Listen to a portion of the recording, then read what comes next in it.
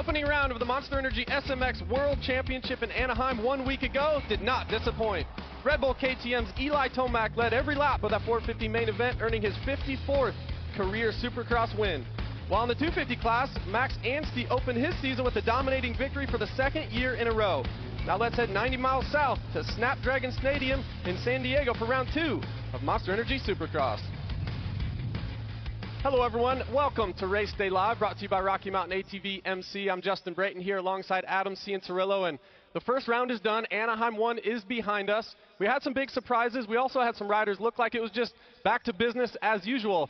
But AC, for these teams and riders, it sure feels good to get that first one under your belt. Well, there's so much anticipation and excitement that goes into Anaheim 1, and whether you had a good result or a bad result, it's Anaheim 1 after all. So the goal here is to start settling in. It's round 2. Whether you did good or bad, leave it in the past. Move on to round 2 here in San Diego. Well, I think one of the biggest talking points coming into the season was the 450 class and the championship contenders, a couple of them, including Eli Tomac, switching teams in the offseason. Number 3 on that Red Bull KTM. Question mark coming into the round.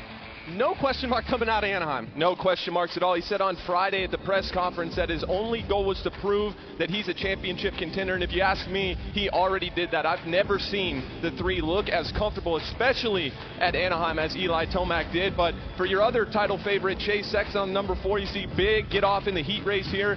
It seemed like the night just started rolling in a bad direction, started making some mistakes. It was an easy track to override, didn't have the result that he wanted to, so he's going to need a bounce back here at round 2. And for your 3-time and defending champion Cooper Webb, you see him try to make a pass up the inside of Hunter Lawrence. Tips over, very uncharacteristic mistake from Cooper Webb, and as you know, he gets better as the season goes on, so I expect him to be really good tonight here in San Diego. Well, Eli Tomac wins the season opener for just the second time in his career. Now let's talk 250s. Talking about winning season openers, Max Anstey does it for the second year in a row. He opens the Eastern Division 1 year ago in Tampa with a win. Now he starts the West Division with a victory. More on the 250 class and Max. Let's go down to the rest of our crew, Haley Shanley and Jason Wygant. Haley? Yeah, well, Max Anstey, he's certainly been here before, right? Even if he is new to the Western Division, he has been winning now for 4 consecutive seasons. He's had the red plate in the last 3 consecutive now being 2026. So for Max Anstey, what jumps off the page to me really, though, is his versatility, his ability to win in not just the Eastern but the Western Division, making his 250 Supercross career more and more comprehensive with each and every round, it seems. So now that Max Anstey has had a race to maybe assess his competition, Jason, a rider who is probably on his radar, Chance Hymas. Where might Chance fit into that assessment? Well, he's on the podium at the first race, and look, Hayden Deegan and Levi Kitchen may be considered top-end title contenders. We're not. As for Chance, he took a bit of a chance because he built his own track out at Mesquite, a track closer to his home in Idaho. Not as much riding at the Lawrence compound in Florida. But he told me he was reasonably confident going into the opener at work, so it wasn't a big surprise to him. It's a lot different than previous years where he was coming in injured, and he said it was a huge scramble. This year, he was confident going in, and no changes this week, confident coming out. Thank you, guys. That's going to be interesting to follow that storyline as this season progresses. But let's get down to some qualifying here in 250 Group A. And AC, what's your keys to this 250 class? Keys to the 250 class. Let's start out with Hayden Deegan. Hayden Deegan, A1 revenge. I think the key for Hayden, such a heavy favorite. We know how dominant he's been. Don't come to round 2 and try to do too much. He's got to clean up the starts a little bit, but I'm not worried about Hayden Deegan. I don't think anybody is. Still the heavy favorite in this class. And for Ryder DiFrancesco, this is a breakthrough year for Ryder. His first podium at Anaheim 1, and we've seen this coming for a while. Really great amateur, knows how to win. I expect big things from Ryder as the season goes on. Expect him to contend for wins in a lot of podiums. And finally, Max Anstey, just like he did a year ago at the opening round of the East Division in Tampa, he really set the standard. He looked cool, calm, and collected all night long, and he really did. He set the standard for this class. He's got a target on his back coming in round 2. Yeah, Max Anstey right there on that number 61 bike, that red plate, getting that season open victory. This 250 Group A qualifying is fueled by Rouse. And Adam, let's talk about this track a little bit. You and I were actually able to get out there and ride it yesterday.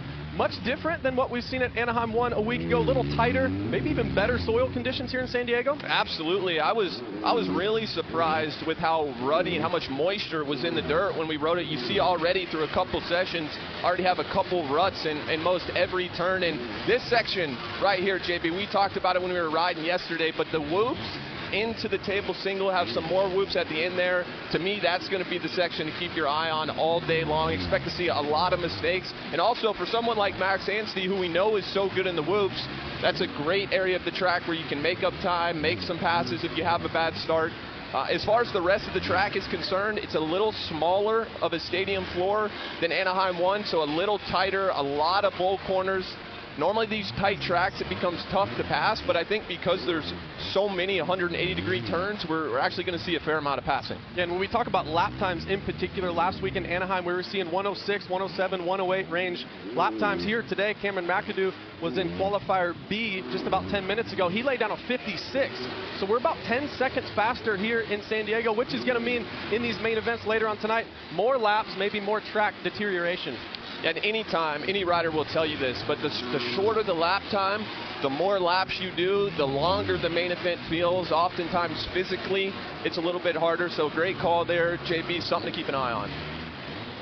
It's going to be awesome as we see here through this qualifying session. There's Levi Kitchen on that number 47 Monster Energy Pro Circuit Kawasaki. Remember 1 week ago he swept both qualifying sessions. That was the first time in his career he was able to sweep both.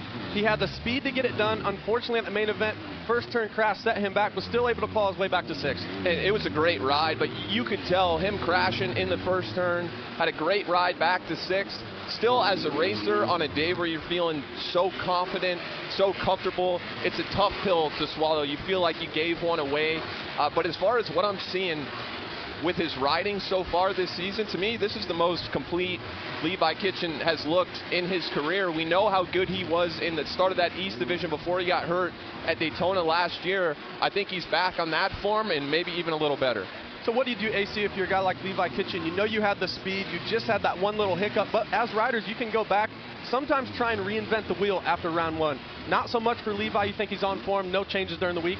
I think so, and you know, if you had a bad weekend at Anaheim 1, it's easy to doubt your off-season training program, where you are with the motorcycle. But everything I saw with Levi's riding, he doesn't need to change. It comes down to executing on Saturday night, executing the start, putting yourself in a good position. And for Levi, I think he's probably not putting too much stock in the result of A1. He limited the damage, did what he could. I expect him to be a big-time player here tonight. How about this guy, Chance Hymas, at number 29 on that Honda HRC Progressive machine, second fastest so far here today, 55.1, as Hayden Deegan's out front already with a 54.3. But if you're Chance, that was his second podium of his career. Remember, he won Foxborough a week ago in the mud. That had to be a huge confidence booster for Chance. Yeah, you would think, and this is a guy that we've seen be so elite in the outdoor portion of this SMX World Championship. And anytime you see that much talent on a motorcycle, I don't care if you're riding in a field, you know the guy is going to turn a corner at some point in Supercross. And I largely think his results so far in Supercross have a lot to do with just staying healthy. He had a great offseason, like Weege mentioned there at the top of our show, and he looks very confident. He's a guy, he's got such great technique on the motorcycle. He gives himself a great template for success. So he's getting the day started off great here. P2 as you see him start another fast lap. And JB, that section right there, those whoop sections, that's going to be fun to watch today. Yeah, it's going to be really, really challenging as he goes up over this over-under bridge. This is going to be interesting, too. Some guys going outside right there. I'm not sure if you can get triple out of the corner. Chance elects to go inside, roll, double. And then this right here. Chance actually rode yesterday during press. He rode this section and this next right here. Watch, he's going to go over the table. Then he's going to go triple, and this triple right there, that one's tough. It goes from a small pocket over a big, then into another really tight pocket, so that's challenging to get every single lap. It is challenging, and look at Chance, especially through the turns. What I love about his technique is you always see his arms are really far away from him, so it puts him in a position of strength on the motorcycle that allows him to carry a bunch of speed entering these turns. Hymas went 55.1, so he's second fastest right now, as we've seen Hayden Deegan throw down a lap as well. He goes a 54.3. Oh, that's pretty quick. 0.8 of a second faster than everybody on track. Ryder D with some style over the finish line there, P2. And for someone like Ryder D, what I love, not just the fact that he got a podium last week, and it's how he got the podium. Hayden Deegan was coming through. He got to fourth. He was only a few seconds behind Ryder D. But Ryder threw down. He's the fastest guy on track with about 2 or 3 laps to go. And I love to see that fight from Ryder. Now that he has a little bit of confidence, I expect that to kind of snowball into some more results, some more aggression with him on track.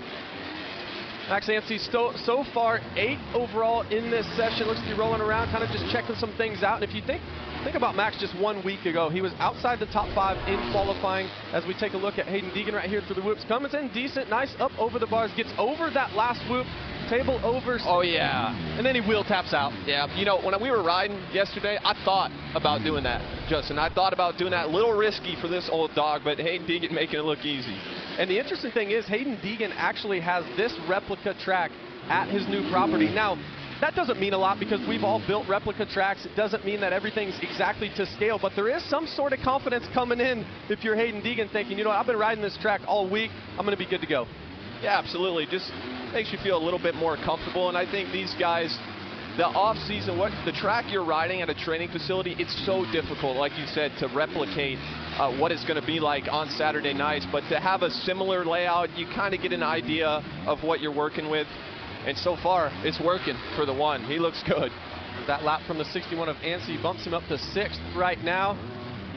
Big week for Hayden, right? Big weekend. Try to get back on top. Obviously, a bad start last week. Nearly had a podium as he goes triple out of that turn. Haven't seen very many 250s do that. Yeah, and just you saw he carried so much speed because he tripled. He hardly even broke going into that right-hand turn. His corners are always so good. Betters his lap time there, 54.1. He's on form early. Absolutely is. How about this guy? 3rd so far for Levi Kitchen, 54.8. Let's talk about Ryder D and Chance Hymas just for a minute. Ryder D gets his first podium of his career. Hymas gets his 2nd podium of his career. Do you believe that this round is maybe even bigger than the first round to potentially get them in the mindset of championship? Because when you get your 1st and 2nd podium, there's belief. But then you get your 3rd and 4th and 5th podium, then there's championship belief. I can only speak from experience, but when you do something one time, it's great, and you definitely take some confidence from it, but those lingering doubts are still in your mind until you back it up. If they're able to come here this evening, get back up on the box, that is going to fast forward their progression faster than anything else could. I think the key for them is to come out here and not try to do too much. Don't get too excited from that good result at Anaheim 1 and come out here and get outside of your normal process. You got to stay within yourself, and they obviously know what they're doing. All right, let's see the 47. He is starting a fast lap right here. 54.1 is the target for Levi Kitchen to try to hit for this lap. He's 3rd right now. He needs 0.7 of a second. Let's see if he can get it. And you saw in that 2nd set of whoops after the table single, you saw Levi skim them. We saw Hayden Deegan wheel tap all the way into the corner earlier. And what I love about the wheel tap is it really gets you settled. You're able to cut lower in that bowl corner. See Levi just go a little long on that table single, still able to comes up just a little short there. And right now on this track, JB, still a little wet, a little loose in some spots. See Levi make just a small mistake, comes up short on that triple. Looks to be a pretty decent lap. Let's see, what is it? He goes to P1, 53.6. Wow, what a lap time from Levi Kitchen. I'm not going to lie. Oh, as you see him just messing around in those whoops, jumping, is able to jump on top of the tabletop. So for the guys that are going to go to jumping these whoops, that's something that we got to keep an eye on today. So if they can hit the last whoop, jump up on the table, potentially get off of it, stay lower to the ground. But I'm not going to lie, I did not see. I watched that lap from Levi. I did not think. I thought it was a good lap. I didn't think it was great. And that's good. That's good because it didn't look like he was going that fast, which means it's very repeatable for the 47. Ryder DiFrancesco on screen right now. That number 34, Rockstar Energy Husqvarna team, looks to be on a fast one right now. He's 3rd right now so far and looks to be confident. Love the body language on the bike.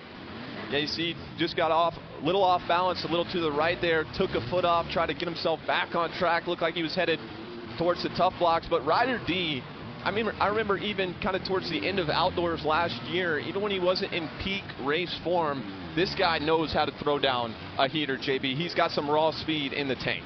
Yeah, I'd love to see Ryder D ride out there. How about this guy, the 1W, your defending Western Division 250 Supercross champ from a year ago. 2nd right now. Is he going to have time to throw another one down? He does not. Looks like the checkered flag is out. And Levi Kitchen is going to make it 3 for 3 in qualifying sessions to start 2026. He's got some confidence. 53.6, the only one so far today in the 53s. Hayden Deegan second, Ryder D third. Bolin and Hymas round out your top 5. Stay tuned. We're going to catch up with Levi Kitchen, and then we're going to see that man right there, Eli Tomac, on that Red Bull KTM on track. Don't go anywhere.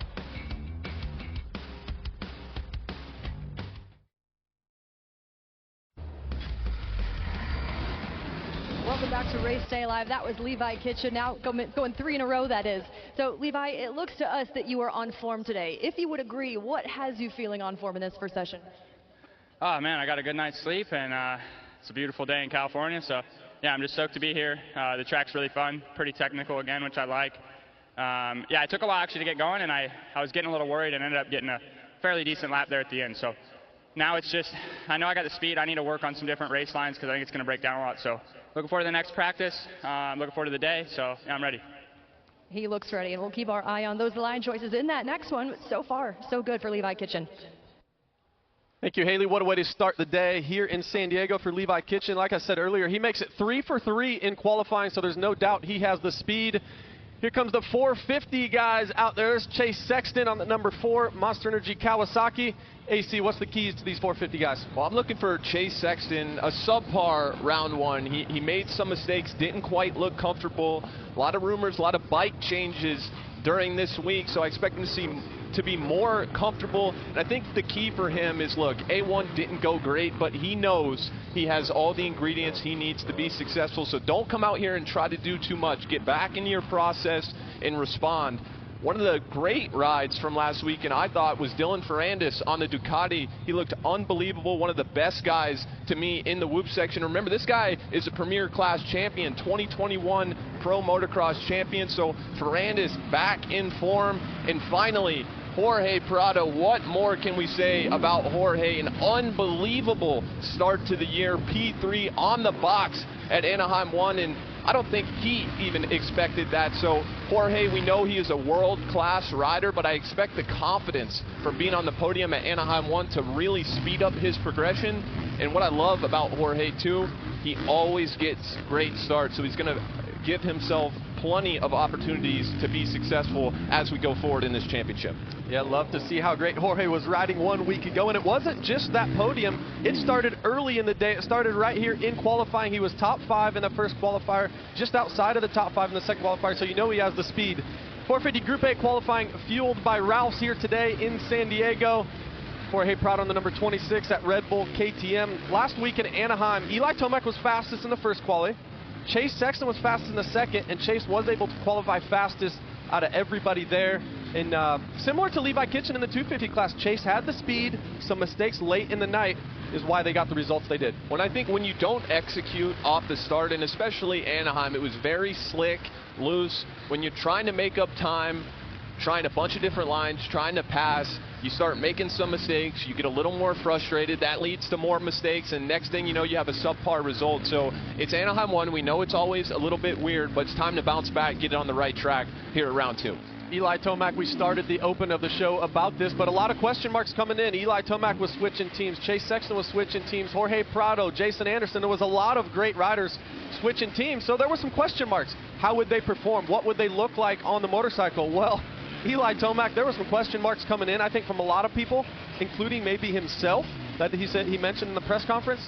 He proved to a lot of people and himself, there's no more question marks. He looked unbelievable. When Eli Tomac is comfortable on his motorcycle, when he has a setup he likes, there's not a lot of people that can beat him. In the form he's in right now, and what stood out to me the most about the bike setup to me was the confidence in which Eli can lean into these turns. We made a comment in the post-race show about how planted the bike felt, how planted to the ground it felt, how much traction he had entering the corners, and his face lit up. You could tell it's something he said he had been lacking in previous years, and if I'm the competition listening to that, I'm worried, because Eli Tomac, when he's got a setup he likes, he is a bad, bad man. Well, you want me to drop some stats on you right here from Clinton Fowler? Eli Tomac has averaged 8 at Anaheim 1.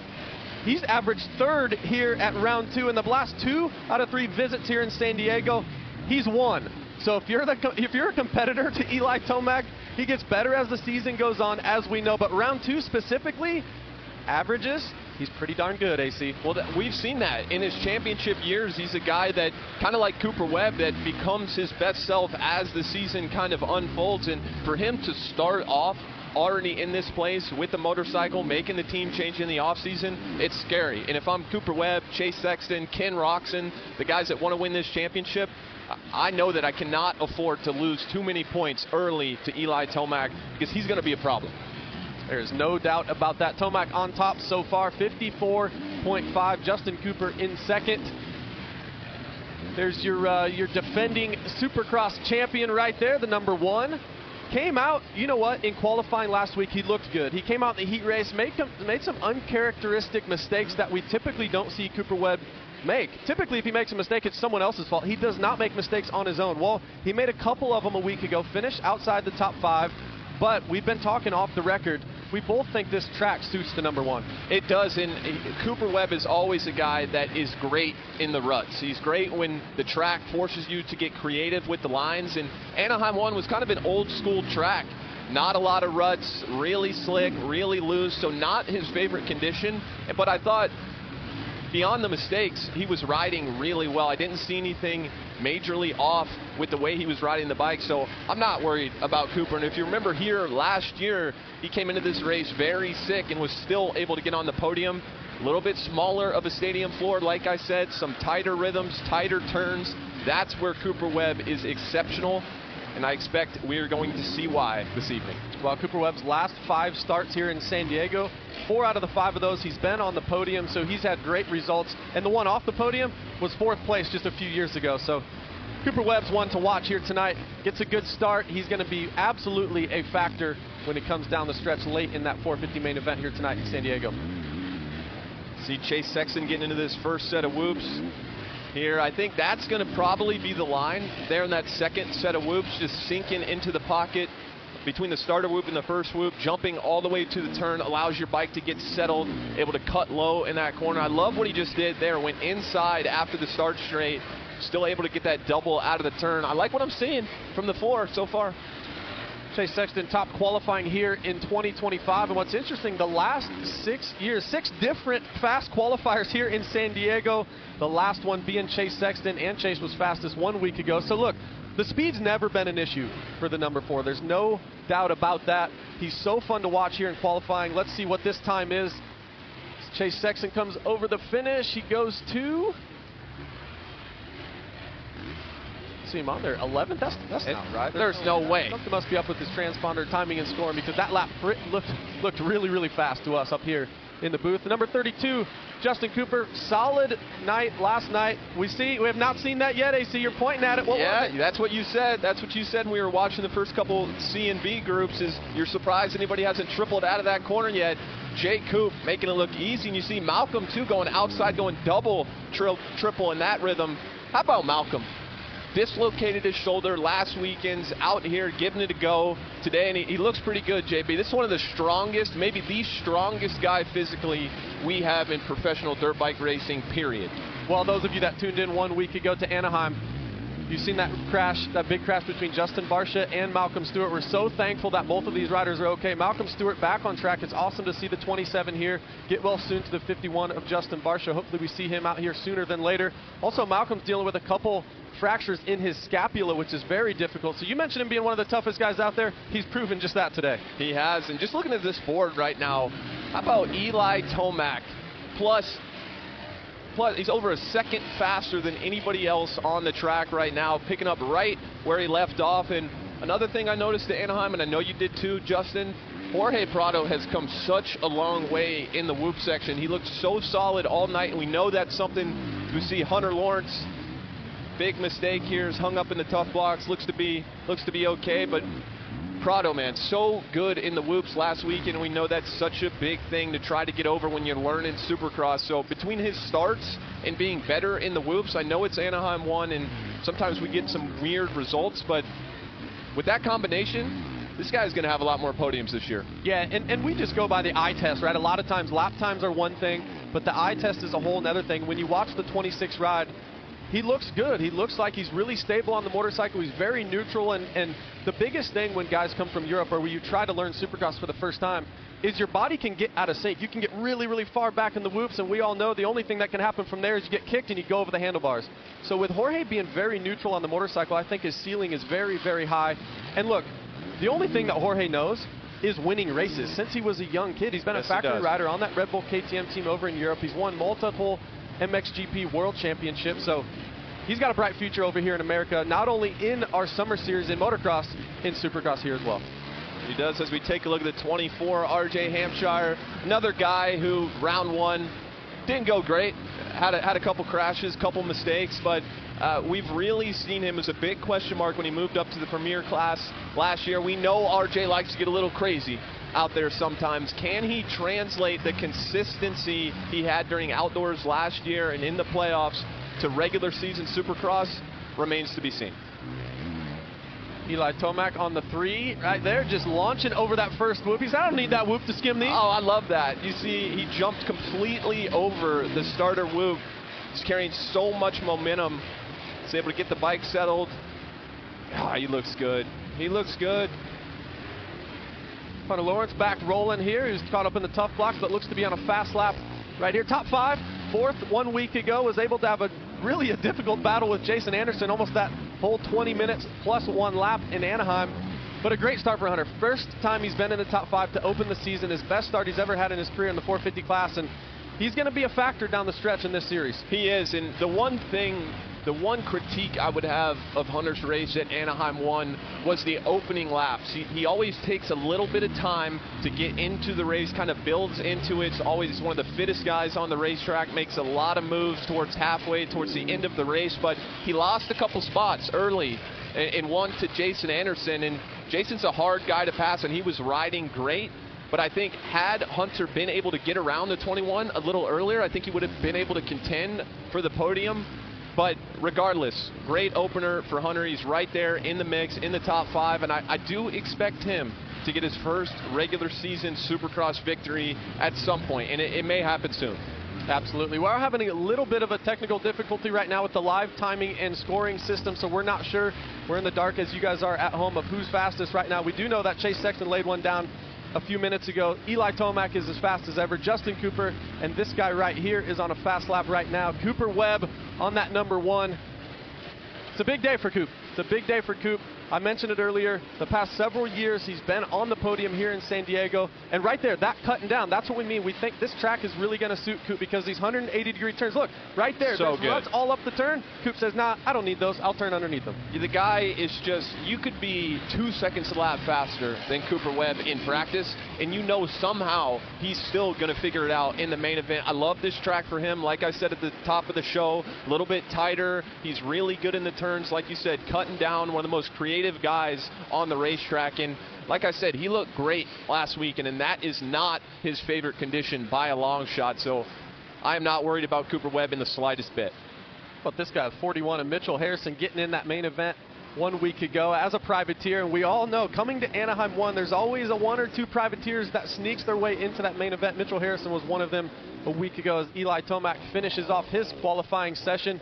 Looks to be on form once again. Round 2, his average is much better than round 1. He's going to be a factor here tonight. And the one thing, Adam, that we've seen in the past is Tomac's inconsistency off the starts.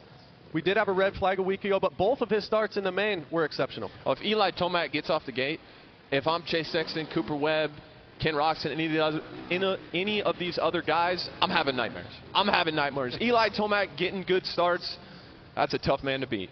Awesome. Well, guys, don't go anywhere. We've got more 450 qualifying coming up. We're also going to be joined by a Daytona 500 winner, Ricky Stenhouse Jr., coming up next.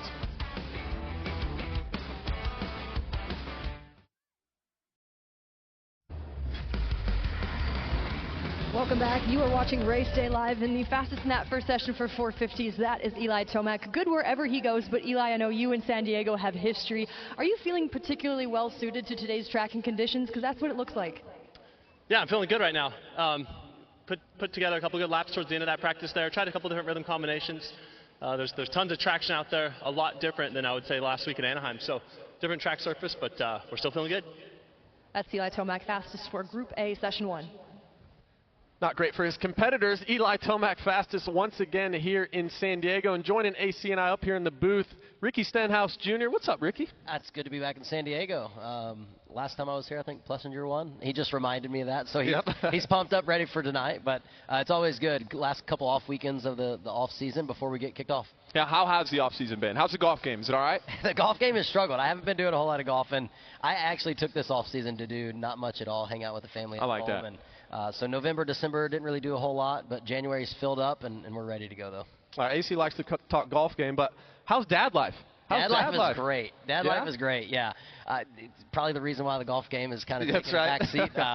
Any free moment I have at home, I definitely hang out with my family in Stetson. So he's 18 months, and I just was showing him some dirt bikes, and now he wants to see more of them. So he'll be ready to go here pretty soon. Oh, yeah, you'll be at the local track ready to rip right next to this guy. Because he's full, I don't know if you know this or not, he is full mini dad these days. He's all in. Well, I'm going to have to get some tips from him at some point. Go to the local tracks in North Carolina together. We'll be traveling together. Oh, yeah. That's going to be great. We'll build a track on the property, so y'all can come practice. There we go. 2023 Daytona 500 champ. We got the Daytona 500 coming up again. And for us, we always talk about going back to venues that you've won at.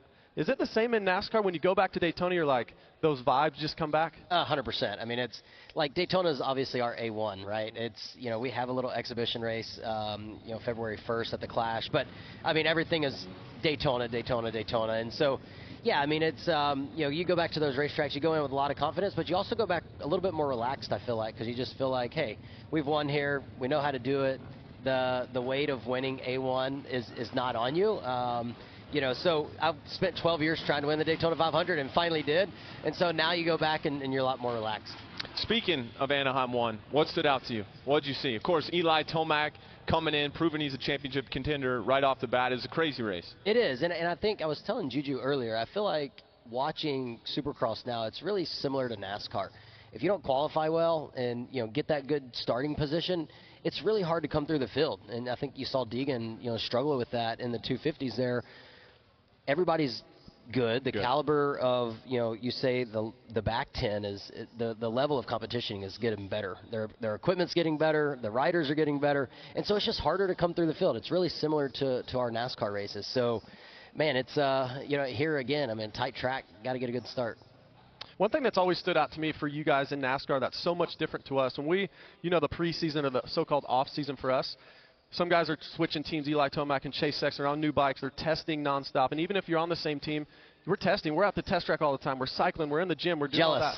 But for you guys, I mean, just explain to the viewers what an off-season looks like. You're not in the car basically hardly ever, right? Yeah, no. So I've done 2 sim sessions this off-season, and really, I've actually had 1 test, and normally that's not even a thing. So normally this week I'd actually be at the Chili Bowl racing a dirt midget. But yeah, as far as NASCAR goes, my guys are working on the cars and polishing and doing trailer work and getting things ready. But yeah, we won't really get in the car until our first exhibition race there at the Clash, and then we'll go down to Daytona. We'll practice on Wednesday, qualify. We'll have a little exhibition race there, and yeah, it's wild, man. I would love to spend more time in the car in the off season. We used to when I first got into the sport, but we've cut it all back.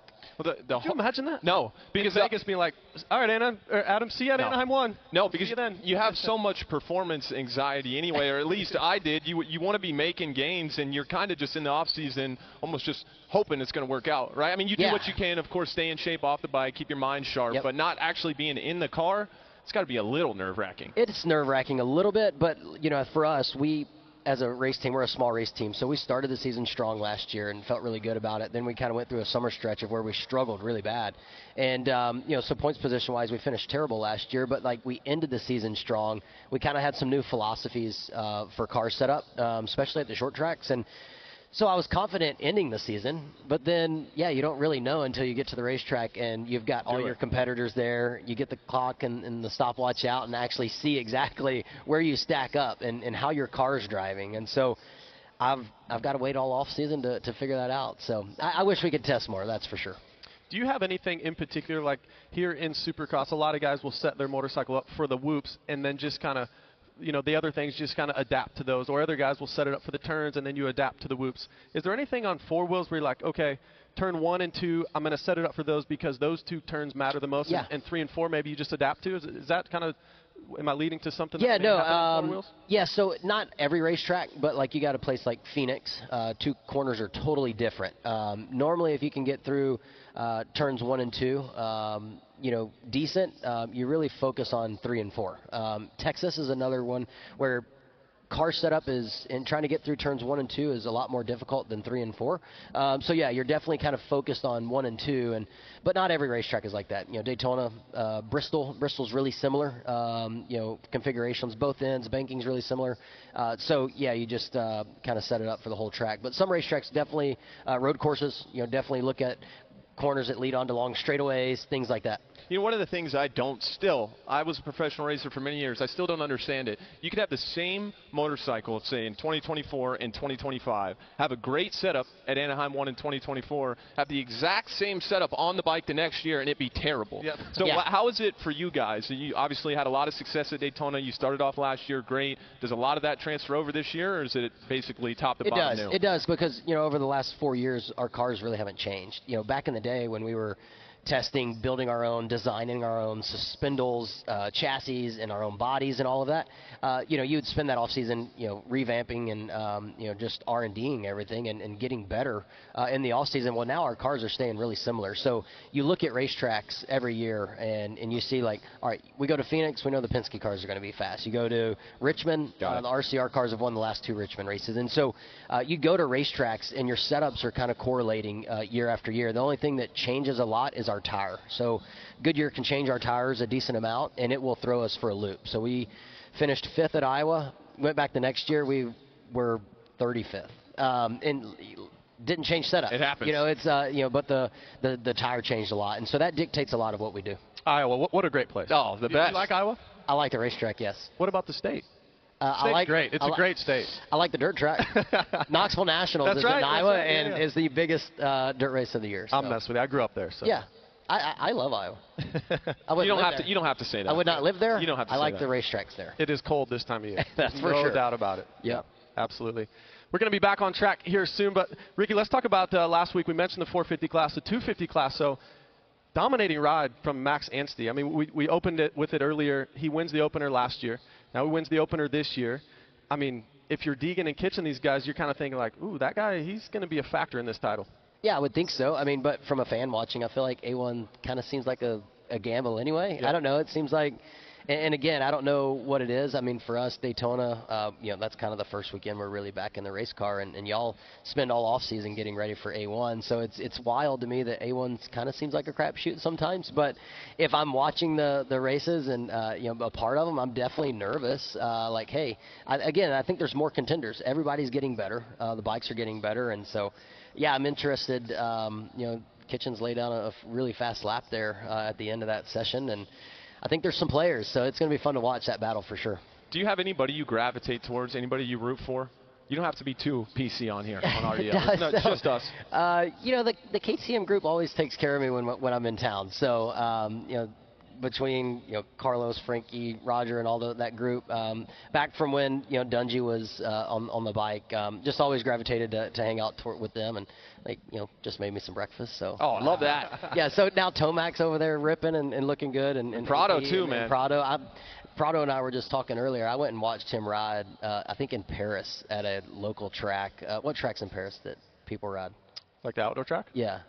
I don't know, we just call it Paris. Or is it Paris? Yeah, maybe. Yeah. So I think I went there, and it was like 2015 watching him ride. Yeah. So right when he first came over, he wasn't even riding full time here. So him and I were chatting it up in the back. So it was cool to see him get a podium last weekend, and be interested to see if any of those guys can hang with the old dudes. I know, they've got it on lock right now. Over 30 club. We were on track yesterday, and I'm glad we got JB up here because you were ripping yesterday. I thought I was going to lose you. I thought I was going to lose you. Really? Yeah. Oh, yeah, he was on it. What do you think of the whoops? They already seem kind of tough to get through.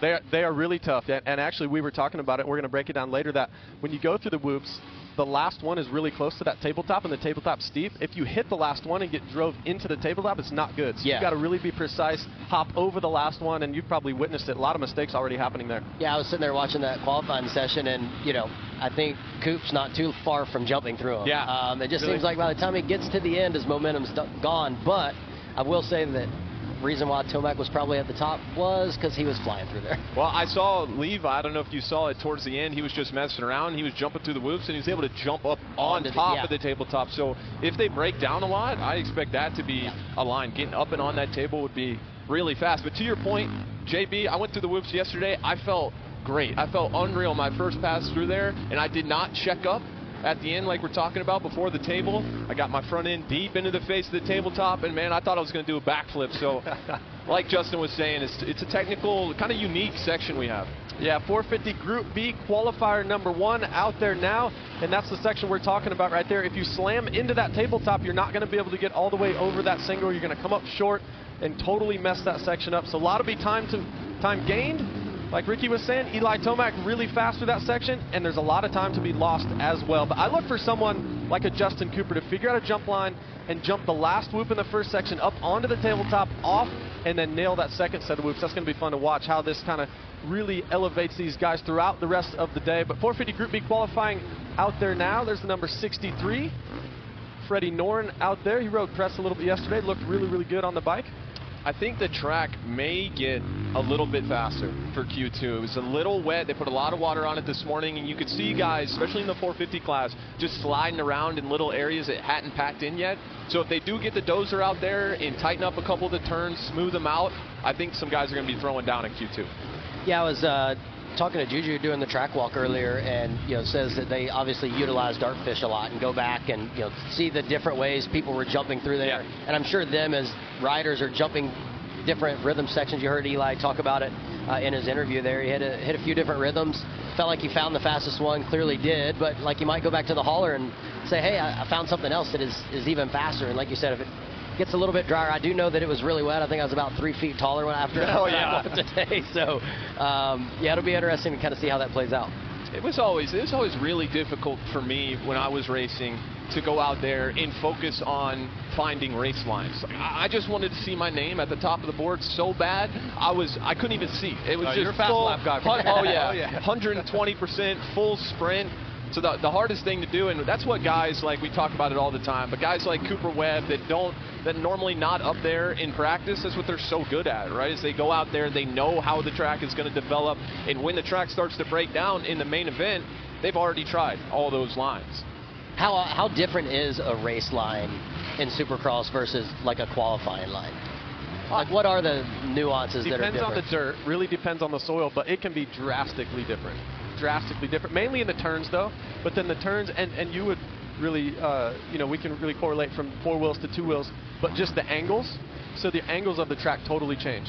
Like Cooper Webb's angles compared to Eli Tomac's angles down a rhythm lane might be totally different just based on the turn, which I'm sure you guys, you study all the time. So imagine at the 500, you come out of the turn wide open. Well, in the race with 20 to go, you have to go to a totally different line that sets you up different down the straightaway, which totally changes everything. I think the biggest thing is in the qualifying heaters, you're just trying to carry so much speed, so you end up a lot of the time kind of towards the top of the turn, following the turn all the way around. That was the biggest thing, the biggest adjustment for me when I was racing from practice to the main event, was just how much tighter the track got as the night went on. And you see it already here in San Diego. We got a lot of water on the track. We saw Coop. He was already almost at the flat part of the turn. So if you go out there and do all your practice laps at the top of the turn, and then in the main event, you're shifting down to first gear because the gears change, where you brake changes. It changes the whole flow of the racetrack. So definitely smart to find some race lines. We are going to be very similar to that when we come back out here for our race in San Diego. It's a track that we've never been to, and they're building it. And so, like... And where is it? It's on the Naval Base. Okay. Yeah, so it's going to be June 19th through the 21st there. Get to race on a Naval Base for the first time. So, yeah, like, they're going to build the track. We'll do some sim runs, but, like, we won't get on track until Thursday. And so, for us, that'll kind of be like our Supercross track, like a brand-new built racetrack just for that event. We'll see how that goes. You know, it'd be cool in dirt bike racing if we could somehow regulate how much everyone rides. Because I think they ride too much. These guys ride too much. They take too much risk during the week. They're riding 3 days a week, 2 or 3 days a week, racing on the weekends. Let's give everybody, let's call it 1 day a week during the season. Do we like that? I mean, you're out. When I was racing, I would have been out. You're out. Yeah, You're ride every day. Got it. I'd like to ride as much as possible. But if you think about it, like, there's a lot of risk every time There's you're a lot on of the risk. track. Absolutely. Like the free practice taken out probably helps keep people in the sport longer. Yeah. Right? Well, and it can be difficult, to your point, JB, it can be really difficult to manage your anxiety when you're not able to go to the track and ride. But selfishly, I think that would be cool. I mean, those guys got what? 17 less practice sessions. That's a lot. Exactly. Yeah, that's Exactly. Freddie Noren on screen. We did see he started to do a jump line right there. And Adam, I mentioned to you, I said, is there a world where we live where you go inside after the finish, go double, then triple, and jump onto the table? And you think the speed that you carry into the whoops, look, maybe not the fastest guys, but I want to pay attention to that, because getting on top of the tabletop, that's going to save you a lot of time, but how much time do you lose in the turn is going to be an equation of how much do you lose and how much do you gain. It's just the idea of landing off that finish line. You're already carrying so much speed, shifting down probably to first to make that inside. And a lot of the times, if a rut forms there, say during the heat race, they're going to get out there and they're going to fix it. So then you start in the main event, you're P1, and you're slamming on the brakes on the backside of that double landing. I don't think so, JB. No. You're smart. You're smart. I don't think Not so. that smart. I don't think so. I would be happy to be wrong. The track's shaping up nice. This dirt is really good here in San Diego. 450 Group B qualifier number 1. Freddie Noren on top so far, 56.9, looking good out there. But that's the hard part right there. If you don't get on top of the whoops, now you barely have enough speed to get over that last one and over that table over single. And like I that, saw Sexton lose a jump lot that of time. last section. Yeah, he sunk somehow into that. almost Yep. cleared all of it. I think Yeah, he Deegan actually wheel tap and jumped the whole thing. Yeah. Well, another thing too, when they put a lot of water on the track, it's really difficult in practice to cut out of these bowl corners. You see the line before the whoops. The rut is really low, Yep. but you see they're still turning almost until they go into the whoops. It's so hard to go beneath all the ruts in the turn and make it a straight line after. So you see that right there, JB? It's going to be tough. Yeah, there's no I mean, not for you. Not for you. It wouldn't be tough for you. Easy. So if you run the top of that bowl corner, what gear are you in? Second. Second? Yeah, second, you're probably keeping your foot on the peg under the shifter and hitting third right as you get your first initial drive, and second, shift up. Or you shift third off the finish potentially and just roll the turn. That would be my play. Yeah. I was always a lazy shifter. I wanted to do as little as possible entering the whoops. Yeah. I wanted all the work to be done. Yeah. There you can see the track developing right there. Great shot from our camera crew.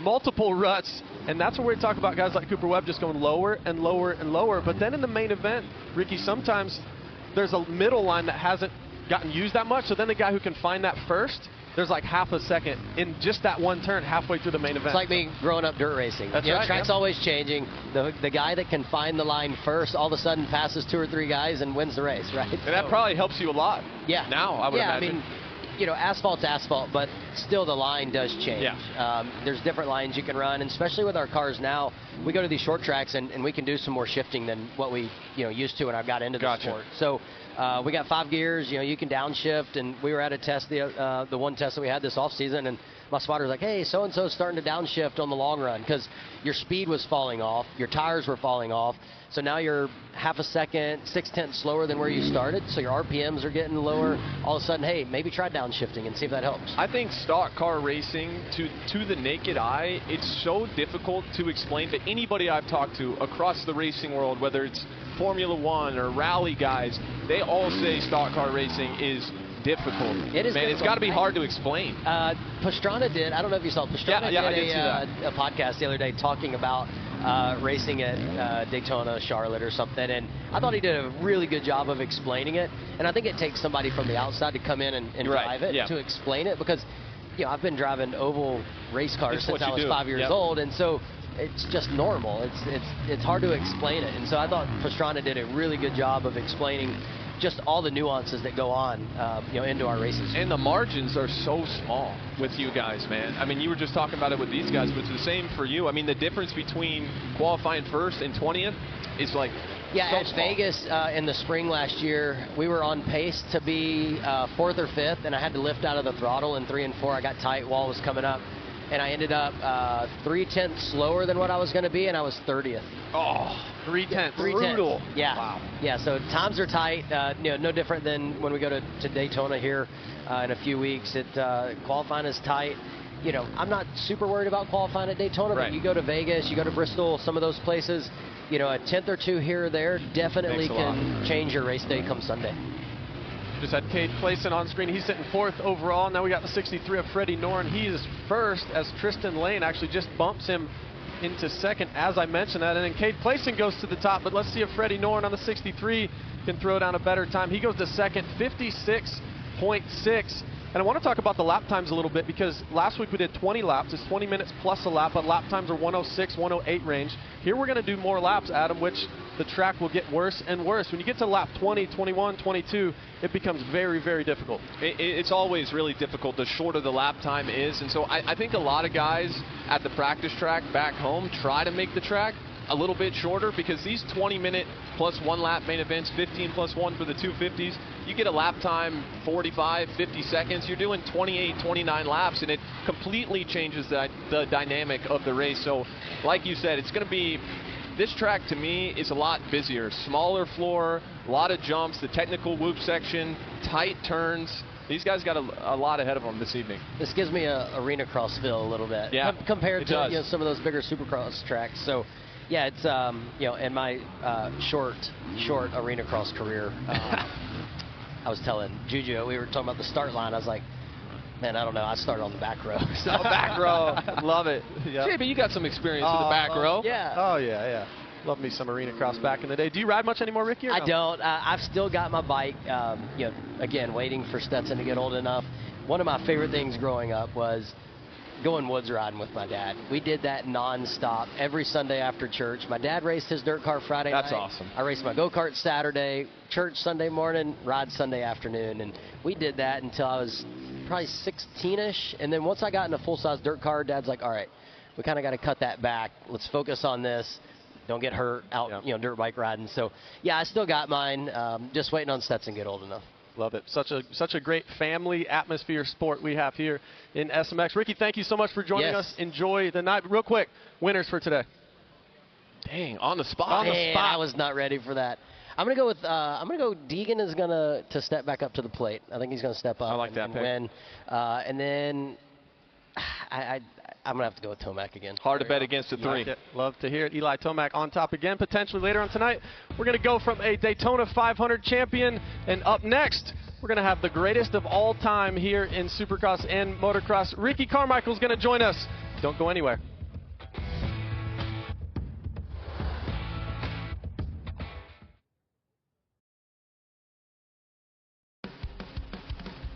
Race Day Live is brought to you by UFO Plast. Super Motocross welcomes UFO Plast, the official motocross plastics partner of the Monster Energy Super Motocross World Championship. Find the perfect plastics for your dirt bike at ufoplast.com. Welcome back to Race Day Live, brought to you by Rocky Mountain ATV MC. Joining AC up here at the desk. AC and I up here at the desk is the man himself, the GOAT. What's up, RC? What's up, guys? First time on RDL set. I think RC, so. How you feeling? With you guys, at least. Yeah. I'm great. I'm pumped to be here with you guys. You guys started off strong right here? Yeah, we feel good. Yeah, you sound good. Good start to the day. Good track, good qualifying sessions. How about that 250 qualifying session? Kitchen, 3 for 3 so far. I mean, just looks so good on the motorcycle, and hopefully he'll have a better main event. But it's so competitive, right? And in both classes, the 250 and 450, and we all know that the chef is a lot better than what he scored last week, and I expect him to be up front. And Eli Tomac, more of the same. I don't think I've ever seen him as confident and comfortable on the motorcycles I saw him last week, and it surprised me. Yeah, we talked about it on our content calls this week leading up to the race this weekend, and he looked comfortable, but the bike looked really good underneath him. When I say that, if you watch the bike later on tonight, it just like it's always in its place. It doesn't step out very often, and it just looks planted to the ground, and he talked about that in the off-season. He really liked the plant. You guys talked about it in the post-race. He talked about it after the race, and we talked about it in the broadcast. It's just like so connected. And he looks like mid-season form. 4 different brands. He's won 4 different times on all of those brands. That's right. You came in a couple times. Obviously, every year you came into Supercross, you were the championship favorite. but you switched brands a few times. How difficult was it for you to go from, different brands and then that limited preseason time, because we have 2 to 3 months to get ready, and then you show up at Anaheim on a totally different brand. Was it difficult for you? It wasn't too difficult, and I think the difference now, JB, compared to when I was racing 20 years ago, is that we had more of an off-season, more times to just stay at home and actually ride the bike and do laps and laps and laps. So, like for me, as you guys know, I used to ride a lot, probably more than most of the guys do now. That's just what it took for me. I was required to do that to feel comfortable and give me that confidence. So I really had a good feel for the motorcycle when I left Kawasaki and went to Honda, and then when I left Honda and went to Suzuki. So I think my transition going from manufacturer to manufacturer was a little bit better because I had that time. I didn't have distractions and I wasn't going to off-season races. So when I got to Anaheim, I pretty much had all the bugs worked out and was ready to rip. Do you think it's important for the riders today to really know their motorcycle, kind of like the mechanic does? We've talked about this before, but you during your career, I think you were really, really good at knowing your motorcycle and making the changes you needed to make. Do you feel like that's something that guys still have to do to be competitive? I appreciate that. I do at this level. I still feel like there's an element to where when it comes main event time, the guy that knows how to tune his bike and forecast what that racetrack is going to be like in the main event, I think it'll pay off in the long run. I really do believe that. What's incredible to me is these guys, how talented they are on the motorcycle, to whereas in our day, we would tailor the bike to what we wanted and how we needed it to feel. Whereas now, how it works on paper, they kind of like give the riders the bike and like, here you go, and they adapt to the bike. Right? Yeah. And it's just so crazy. It's different. It's been a learning curve for me to try to understand that mindset and what it's like. But I still feel that the guy that is better at tuning his motorcycle and giving that feedback to the suspension engineers, engine guys, whoever it might be, team personnel, kind of takes the guessing work out. And you go to your mechanic or your suspension guy, you say, hey, I need a little bit here, and we'll be good to go. I think that pays off in the long run. One of the biggest things that has changed since your career was obviously you retired early at 27 years old. Yeah. Then you went and raced some four wheels and did other things. Yeah. But now it's like nearly 70% of the field in the top 20 are over 30 years old, including our winner 1 week ago. He becomes the second oldest to ever win a Supercross, Eli Tomac. He's 33 years old. What's your opinion on this? The sport's just getting older and older every year. Yeah, I'm actually, RV and I talked about on Title 24, we're kind of jealous. I think it's really cool how these guys have embraced this life of racing a little bit longer. Make no mistake about it, they're padding their wallets as well, which is good for them. I mean, the position that we're in now, it would have been nice to race a couple more years. But yeah, I think it's really cool that they enjoy it. And, there's more to life, it seems like, than racing. I think, like, for a guy, I don't want to speak for anybody, but like RV, for example, just 4-time Supercross champ, Dunge, 4-time Supercross champ, it was win or nothing. Right? And I think that all these guys want to win. They all want to be champions, but I think seconds and thirds are more acceptable to them. Yeah. Maybe I'm wrong. No, but, totally. I see that. Yeah, I mean, they got their families. Their families are traveling with them, and I love that. And it seems like Kenny and Eli, you watch them, and they're just really enjoying themselves. I had a great conversation with Kenny via text this week, and just where he is at mindset, I think Eli's in the same spot as well.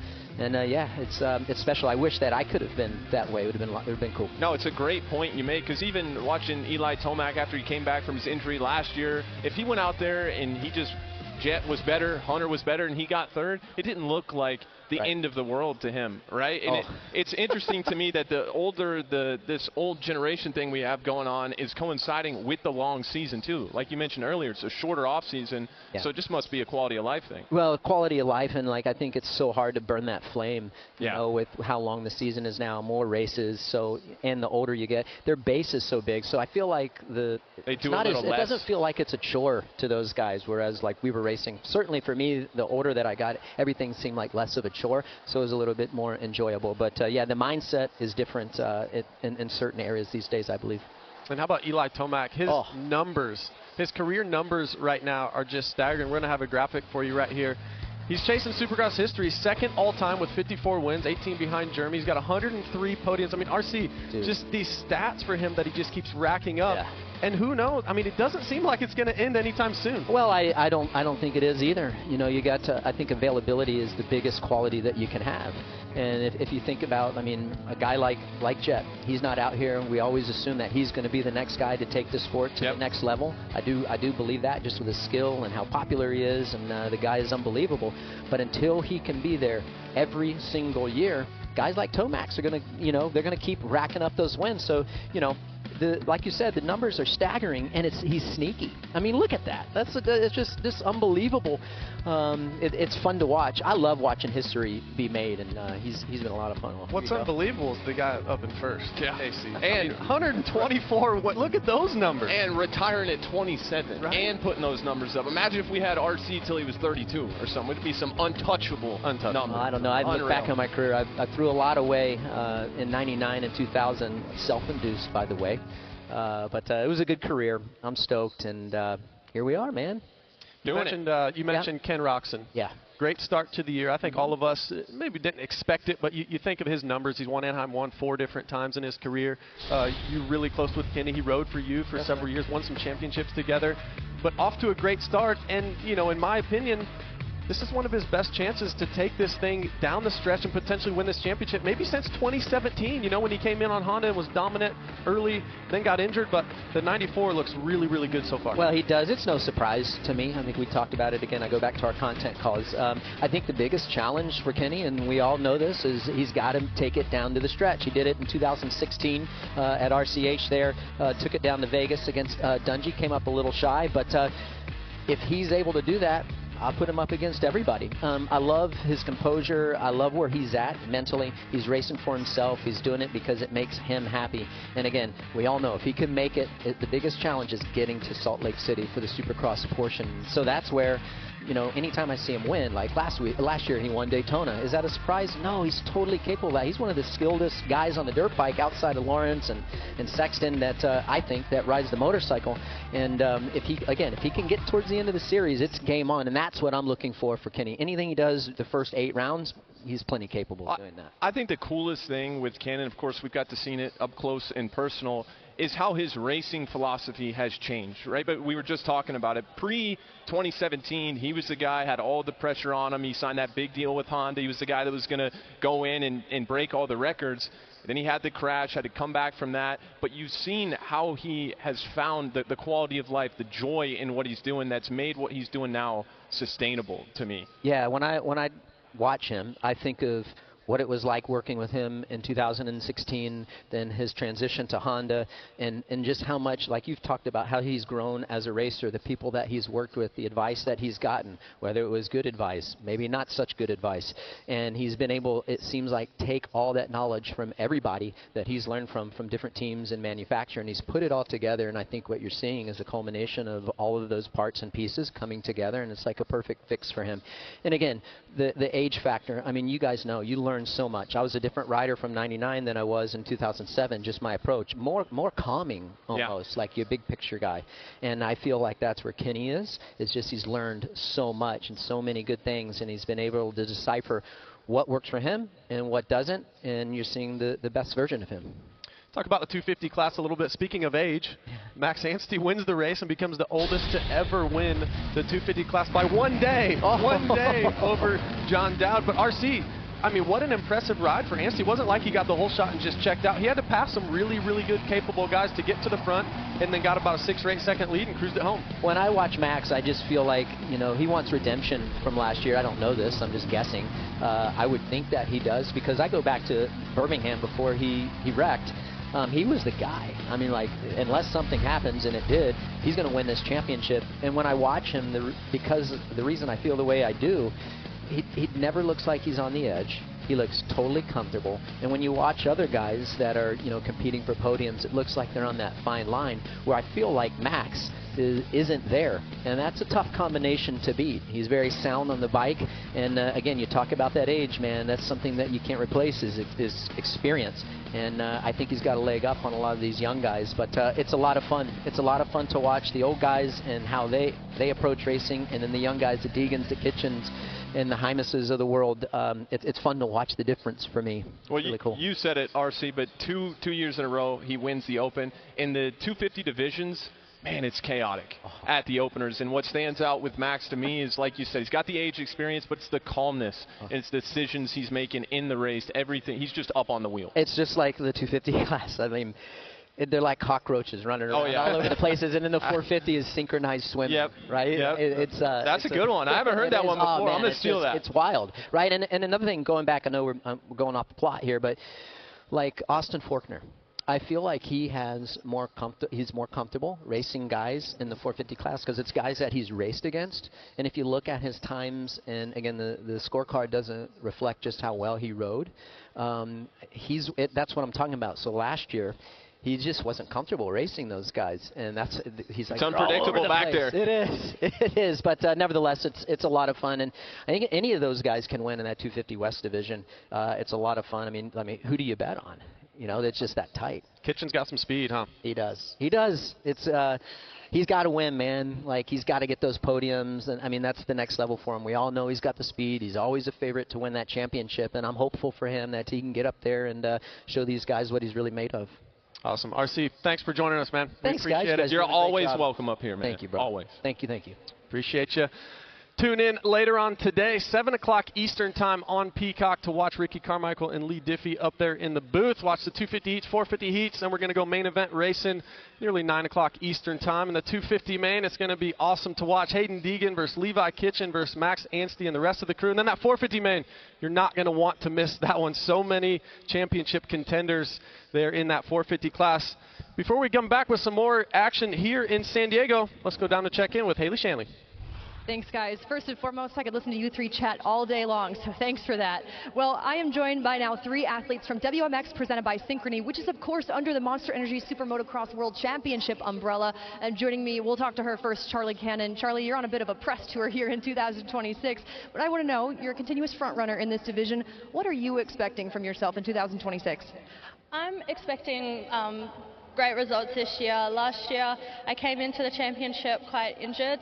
This year, I'm feeling good and I'm ready. I have a really good training program coming up and I've got a lot of racing on the schedule, so I think I'll be ready and look forward to battling up the front and fighting for this championship. We know you're plenty busy and all around the globe, so we're honored to have you here once again this weekend in San Diego for Supercross. And let's get to know a few of the other racers from the WMX division. Joining me, Giselle Spoor. Giselle, I want to know from your perspective, you're in your early 20s, so not too long ago, as you're coming up through your amateur career, there was a point when racing professionally in a women's division, women's professional motocross, it wasn't an option. So when that came back and resurged in 2024, how did that change the vision you have for your career and your goals? It was definitely a tough switch, but it's something I knew that I wanted to do and give my best at.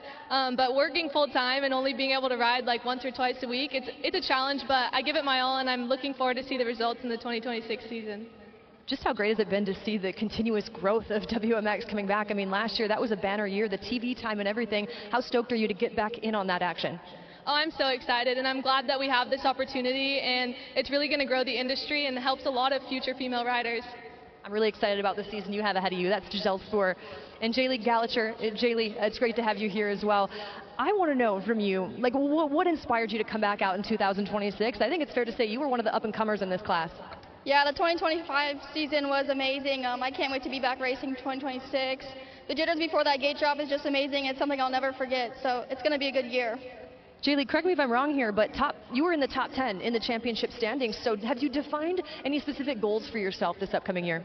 Yeah, just keep racing or riding before that first race and top 10 for sure this year. We look forward to it. Thank you so much, Jaylee Gallagher, Giselle Spoor, and Charlie Cannon from WMX presented by Synchrony. And don't go anywhere because when we come back, we're going to be catching up with Chad Reed. You can see on the big screen right there, that's actually the Women's Motocross Championship schedule and more at supermotocross.com.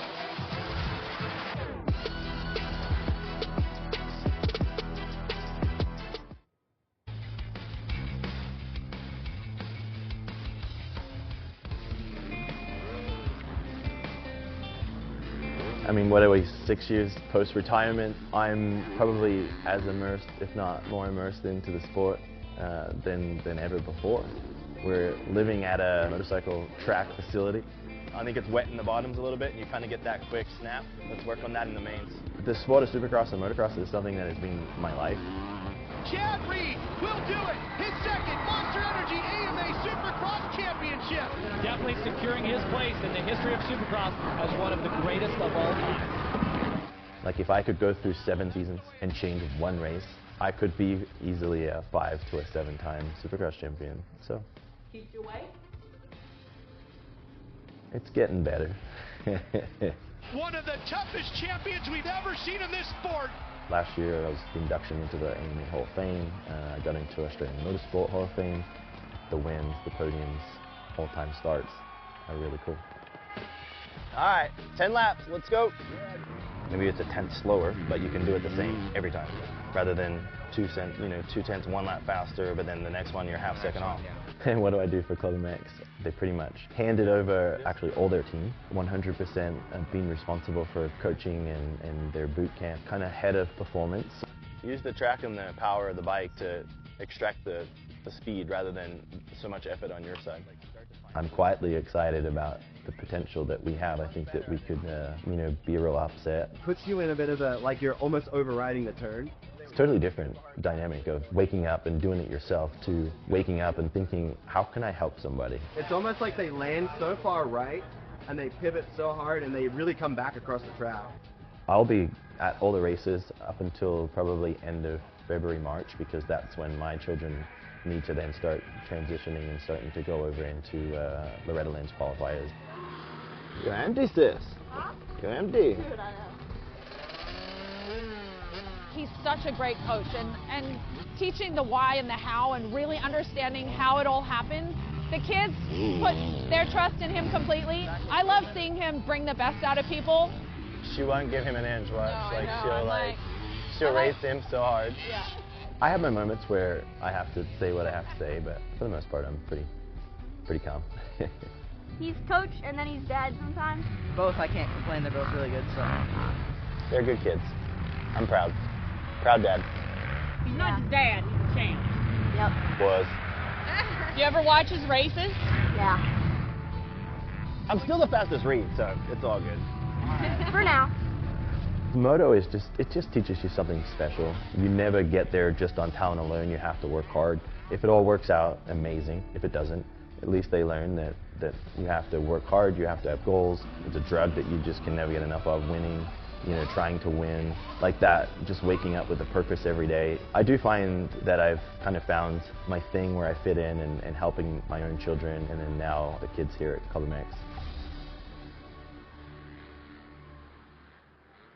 Wow, what a cool piece there from the Reed family. And joining us now is the legend himself, two-time Supercross champion, Chad Reed. Chad, thanks for coming to join us, man. What's up, boys? Who do I need to talk to about getting a Chad Reed bronze statue outside the stadium? You've won here, what, 15 times? It's about time, don't you think? I think they knocked the old stadium over. We should put it where the old stadium was. Exactly, right there, Qualcomm, baby. Well, the one they say MC built Anaheim, Chad built San Diego. Oh, absolutely. Won 6 times here. Does it still feel good to come? I mean, a little different stadium, right? But just the city in general. I'll never forget coming to San Diego and racing. Every year it was like, Chad's going to win. Yeah, I just was looking at some stats, and for 10 years I was no worse than second. So crazy. It was pretty nuts. And I don't know why.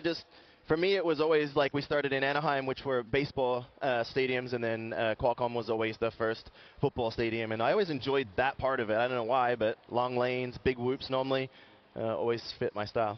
Do you ever look back, and I even have some of this, and I didn't win near as much, not even close to as much as you, but I still look back sometimes and I'm like, how did I do that? Do you ever look at those stats and you're like, how? I can promise you there was mornings and days and qualifying practice sessions that it didn't go smooth, but once all that was done, there was always that 10-year experience where you just go, okay, it's San Diego.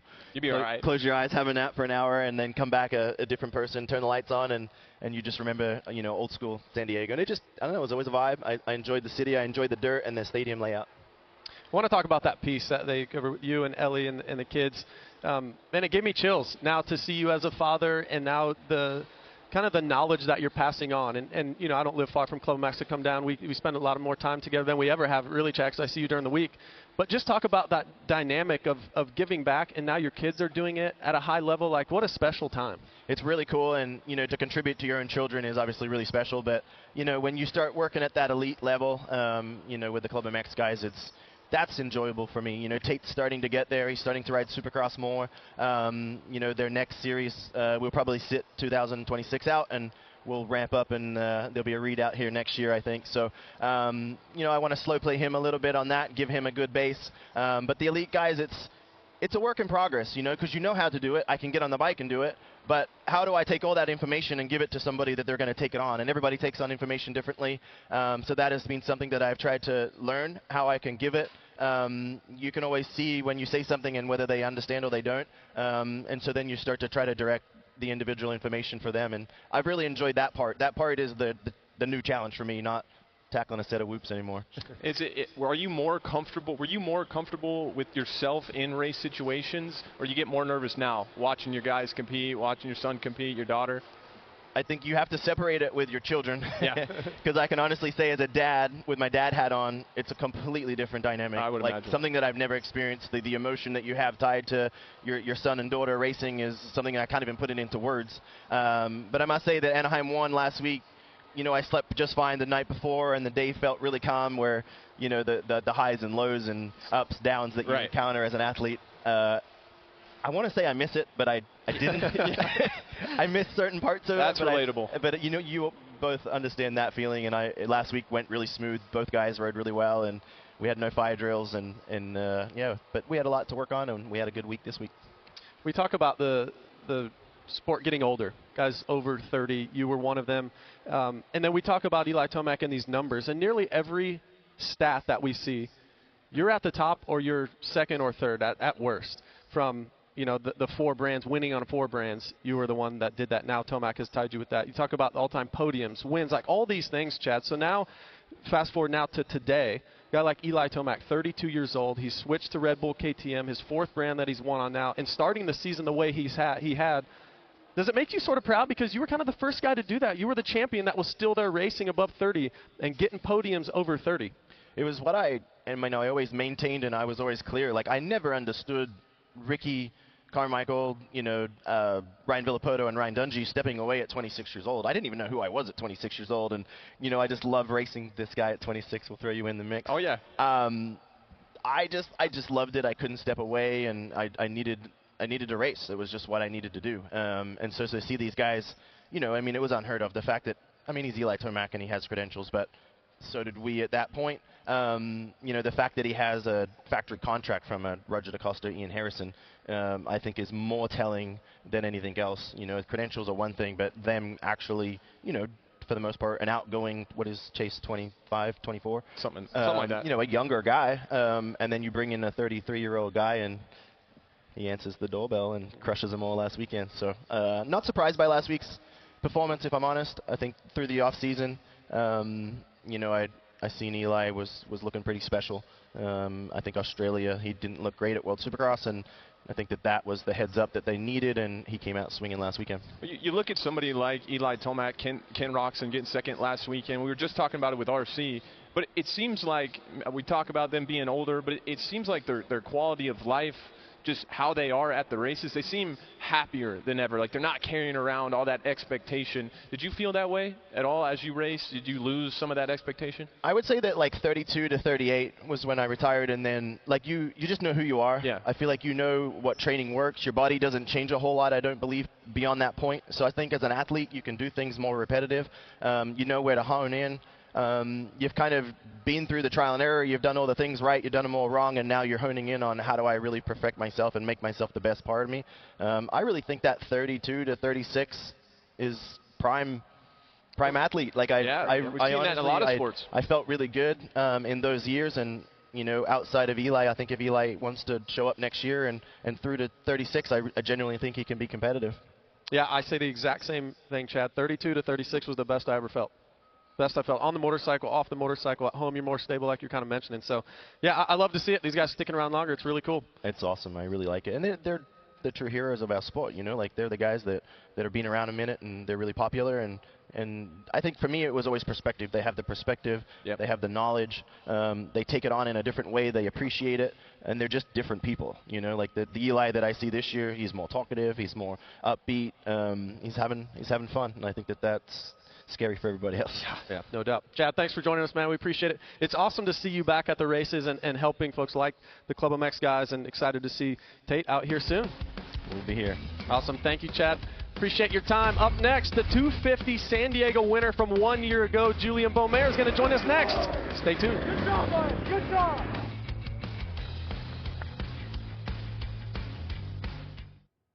Welcome back to Race Day Live, brought to you by Rocky Mountain ATV MC. For the first time, you'll have the option of listening to our commentary in Spanish when you tune in to watch the broadcast on Peacock. along with watching the broadcast on the SMX Video Pass. Let's say good day to Tommy and Edgar. Thank you so much for having us in Anaheim 1. What a race. What a day. Full of surprises and not too many surprises. I'm Edgar Lopez, and I'm here with my partner, Tommy Rios Jr. Oh, well, there's plenty of surprises at Anaheim 1, Edgar. And starting with me, the biggest surprise was Eli Tomac. Wow, the way he was riding throughout the day, that main event, the way he executed the start, his aggression, man, he did not look back. And he looks so good on that KTM. I'm really interested to see if he can keep up that pace throughout the season. And if he can, he's going to be very, very hard to beat. And another surprise, Edgar, was Jorge Prado. Man, whatever he ate that morning of Anaheim 1, I think he needs to eat 17 times throughout the season, because he, since the very first time he was on the track, he seemed like a different rider to me this year. Maybe it's the way he's gelling on the KTM. Maybe it's more time of prep on Supercross. But I'm really interested to see how he can keep up his progression, especially with how good of a starter he is. And then still in the 450 class, one guy that needs to bounce back is Chase Sexton. Too many mistakes in the main event at Anaheim 1, but we know how he is, Edgar. He can come out and win this weekend in San Diego. Well, you can join us tonight. You can watch the broadcast in Spanish on SMX Video Pass and on Peacock tonight and the entire season. Thank you, Edgar. Welcome back to San Diego here for Race Day Live. Joining us now on set, Julian Beaumer, the winner from 1 year ago here in San Diego. What's up, Juju? How's it going? Thanks for having me. I'm stoked to be here. First and foremost, how's the recovery going? How's the body? Are we back riding yet? Are we getting close? We're getting there. Okay. Yeah, we're getting close. Full workouts. I mean, there's some limited things, but for the most part, working out. I got another surgery here in February to take all the hardware out, and then hopefully back on the bike early March. So love it.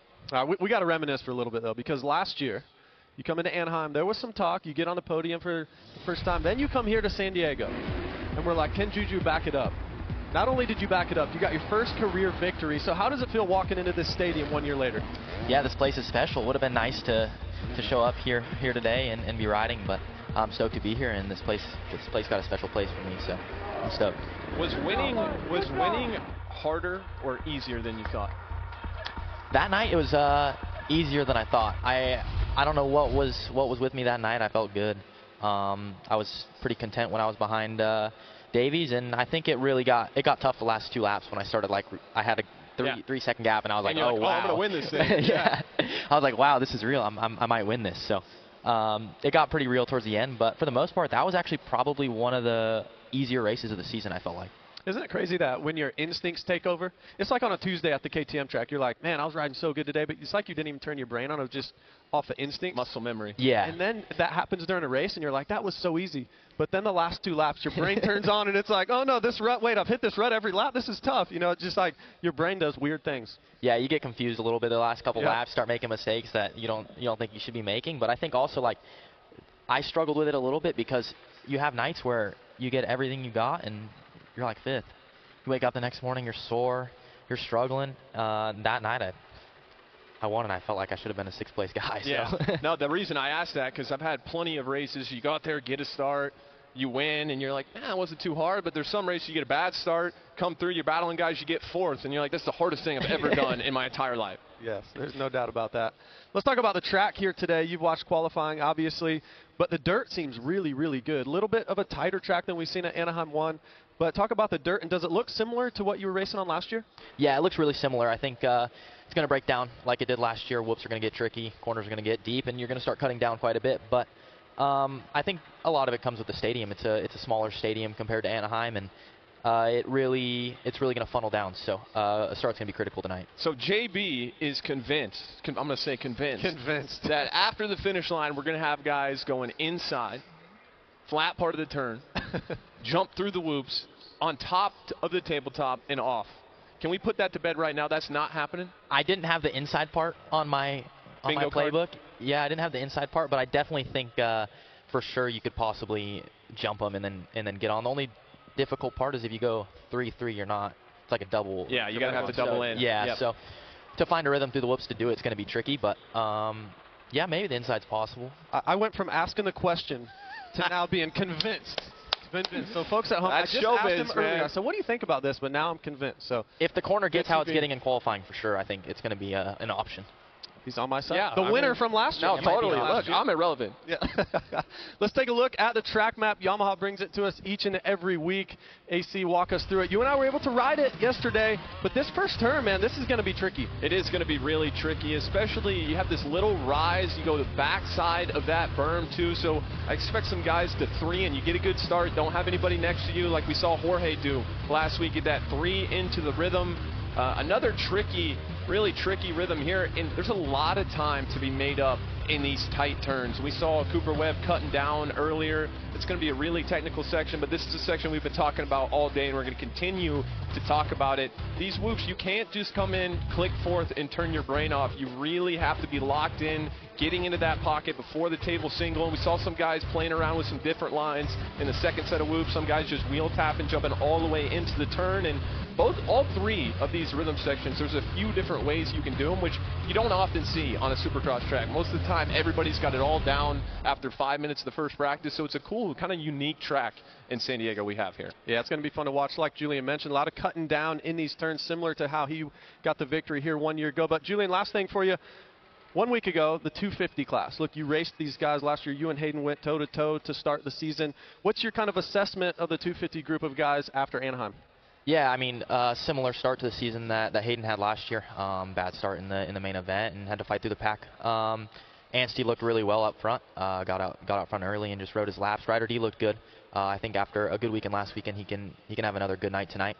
And he looked good this morning in qualifying. So I really like what I see from those guys, and I think Levi's going to definitely have to bounce back. Obviously, he went down in the first turn last weekend, so he had a good qualifying session as well, and I'm excited to see where they're at tonight. Ryder D, a guy you know well. You guys did a lot of laps together last season? Yeah, we did a lot of laps together. I watched quite a bit of laps this off season, hanging out with the guys. So I think he's got some speed. Yeah, Ryder D. I think if he gets a good start tonight, he can definitely be a winner. Awesome. Thanks for joining us, man. Get healed up. Want to see you back out here as soon as possible. Julian Beaumer, folks, joining us here in San Diego, the winner from 1 year ago. Don't go anywhere. We've got a lot of qualifying action coming up. But coming up next, Haley Shanley's going to join us up here on set. Get ready. Team Dunlop.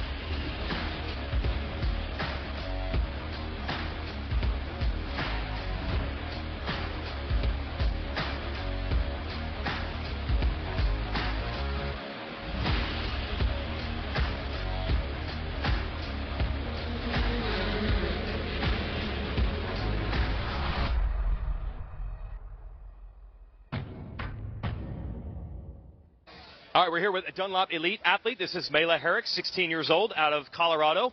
This time of year for you as an amateur racer, what's the program like? Are you just ramping back up? Yeah, we're starting to get back on the bicycle grind, and we're going to hit training up soon. Okay. Now, look, I'll ask you about your goals here in a moment, but WMX on the pro side, a lot of growth. Are you looking at that as an up-and-coming amateur as where you want to be soon? Yeah, I'm finally old enough to do it this year, so I'm pretty excited to start it. Oh, you're going to do some pro races? Oh, yeah. Now, Mela, you've already won some championships on the amateur side at Ponca and Spring-A-Ding. On the Dunlop side, what kind of help are you getting with the elite program? Yeah, Rob Fox, he's my Dunlop guy, obviously. He helps me get me to all these nationals and just keep me getting traction out there. Yeah, and what is your favorite Dunlop tire to run? The MX-14 for sure. All right. You're not afraid of the soft terrain. That's good stuff. What's the goal this year? Is it focused on those pro races, or you want a couple more amateur titles? I wanna win on the big bike, so I want to win some of these WMX rounds. All right, there we go. Moving from the Super Mini to the big bike with Dunlop Elite and that MX-14. Just remember what Hayden Deegan said yesterday at the press conference. I have unfinished business. It's the 250 West main here at A1. Drop the gate. Kitchen down in the first corner, Ryder DeFrancisco, and could this be his breakout year? This was a very successful amateur racer, and now he is here making it happen. I'd love to see it. And where is Hayden Deegan? He is buried back in the pack. Makes that. Oh, no! Heavy crash for Cameron McAdoo. Max Anstie, guys, has gone to the lead. 3 different teams, 3 different manufacturers in the top 3. It's Yamaha leading Husqvarna, leading Honda. He's probably got a decade on half the field here, but that comes with an advantage, I think, and situationally, I think he's just seen this all before. And he has left the field behind by more than 7 seconds. Max Anstie says, keep me in the championship hunt. Anstie wins A1. So much great action from 1 week ago in Anaheim. Joining us now, Haley Shanley. from the track, now up here on the set. What's the vibe down there today? Well, the vibe's good, especially here in San Diego. It seems to be a favorite event for a number of the guys down there. But yeah, the first qualifying session was really interesting. We'll start with the 250s. I mean, Levi Kitchen looks to be in almost mid-season form, and no pun intended when I say this, but Hayden Deegan dangerously good looking out on track. That was impressive. So, man, it just builds the anticipation for that second one coming up shortly. There's a lot of water on the track this morning. Ozzy had a little wardrobe malfunction there with the walking the track. Get a little mud on the shoes. A little bit. You guys know a lot about that going out there when the track was super fresh yesterday. So yeah, and that's typically what they got to do here, in San Diego. That sun beaten down. So yeah, I definitely had to change the tires, if you will, after that track walk. My track walk shoes were out this morning. Yeah, no doubt about it. We're going to do a little different segment today with you, Haley. Yeah, we are. It's going to be fun. This one, this is a new one for you guys. It's called Real or A1. So I'm going to pick your guys' brains, and hopefully by the end of this, you can help me decipher if what we saw was for real in Anaheim or if it was a one and done, a one-hit wonder for A1. So let's get into it. My first one for you guys, we got to talk about the winner, Max Anstey. When this season is all said and done for the Western Division, we see him on the screen right now, making his way around Chance Hymas. How many wins do you think Max Anstey collects before this Western Division is all said and done? JB? Ooh, that's a great question because look, well, first it's definitely real because we've seen it before. As far as how many wins, I mean, you just think about the last few seasons. Max has been the championship points leader the last couple years. He had the red plate 2 years ago, had a bike malfunction, lost it. Then last year crashes out in Birmingham, breaks his leg, loses the red plate. Now he has the red plate again. He won round one. I'm 4. I like that. Put in 4. Yeah, I think what we saw from Max, the way he can ride a bike, and what I love about him on the West Division specifically, he's so good in the whoops. And on the West, the whoops tend not to break down as much. Guys skim them more often than not. I think the only thing that wasn't real about Anaheim 1 was that his two biggest title rivals, Levi Kitchen, Hayden Deegan, bad starts, mistakes. So I expect those guys to clean it up and give him a little more competition. But as far as Max winning, he's more than capable on any given Saturday. Yeah, I'd agree with both of you guys. So you bring up the name competition. So we have to talk about some of the competitors. So let's go to Chance Hymas. He was on the podium there. And I ask this not to question his ability, but quantitatively, he doesn't have that many podiums in this class. Of course, a 3-time Super Motocross winner, 1 indoors, 2 out, and 2 podiums in addition to those. So quantitatively, he has just a few, as we see him talking with team manager Lars Lindstrom. But qualitatively, does Hymas have the potential to be a consistent podium threat? We'll start with you, Adam. I believe he does. I believe he does. I talked about it at the top of the show, but he has been so elite in the outdoor portion of this championship that to me, when a guy can do it outdoors that well, it's only a matter of time until he figures it out in Supercross. We've talked about it. Weege was talking about his program switch in the offseason. I love him taking a chance on himself a little bit. We saw the same thing with Seth Hamaker last year, and it worked out great. Chance, to me, has all the ingredients, some of the best technique in the game. So I think as he gets faster and more confident, that technique is going to allow him to continue to progress. Well said. JB? I think there's no doubt about it that it's real, and he can absolutely get more podiums, potentially even another win like he did in Foxborough a year ago. And I just think where some of us go wrong is just everyone's on a different timeline. Yeah. And his timeline is a little bit different than expected. And the reason I say that is the expectations a year ago were to win. And it was only based off what Adam said, his technique and his ability. He's so good. His timeline's just a little bit later than expected. He's in a contract year with the Honda HRC team, so the pressure ratchets up a little bit. He takes a chance on himself, and it's going to pay off for Chance Hymas, there's no doubt. Yeah, to me, his championship years are 2027 and 2028. If he is able to contend for the championship this year, to me, he's ahead of schedule. It's all about building for 27. Yeah, he's been good, but maybe the best is yet to come for him. Absolutely. Ryder, I don't want to get lost in this conversation. That's Ryder D. The only data set we have to work with this year is only one round, but Adam, Ryder D, where does he fit into this conversation? Well, I always talk about how much Ryder D won as an amateur, and why does that matter? Is because when he has all the ingredients like he's been building now, once he does his best work from the front of the race, because that's what he's used to. He grew up winning races, and the thing I saw last week with Ryder D that it stood out the most is when Hayden Deegan was closing in towards the end. It's really easy when you start out front, you get past, it's easy to kind of just accept your fate and start going backwards, throw the parachute. But he saw Deegan getting closer, and he was the fastest guy on track the last couple of laps. So to me, that fight, the aggression, You add that to Ryder D's already pretty amazing skill set, and he's going to be a player. So much fun to watch. JB. Yeah, I agree. I think he's absolutely real. And we talk about your technical abilities in Supercross so much here. He's got all the ingredients to be a winner. He's won a lot as an amateur, like Adam had mentioned. He's fast. But he's also got, like, his ceiling. When we talk about ceiling, his technical skills, that's going to allow his ceiling to be so much higher than some of his competitors just because he's so technically sound on the motorcycle. I love the leadership over there at Husqvarna and Nathan Ramsey. Nathan won at the highest level out here, so I think he's got some good leadership there. And I just think, once again, when we talk about timeline, it's just a little bit later than expected. I think Ryder D thought he was going to win right out of amateurs, but not everybody can be Adam Cianciarulo and win their first Supercross. We just all cannot do that. So I really like Chance and Ryder are on the same timeline now. Championship contenders, 27 and 28. This year, get on the podium a lot, potentially win a race or two, and get ready for 27, win that championship. It's such a treat for us fans when these, and I'll still call them the young guys, they're all on their way up around the same time. It makes it all the more competitive. What about Levi Kitchen? What does he need to do to stay in this thing, JB?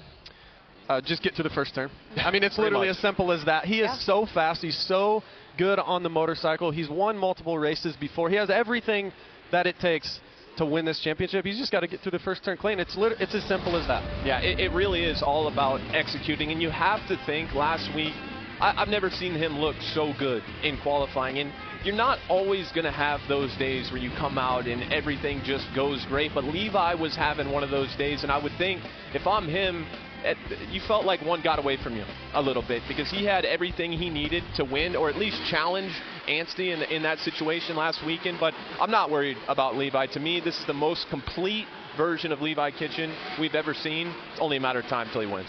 Yeah, I'm in agreement. I think what we saw from Levi Kitchen is more of an A1 than a 4-wheel. Absolutely. So we're going to take a quick break. When we come back, we're going to do this all again with the 450. So don't go anywhere. You're watching Race Day Live.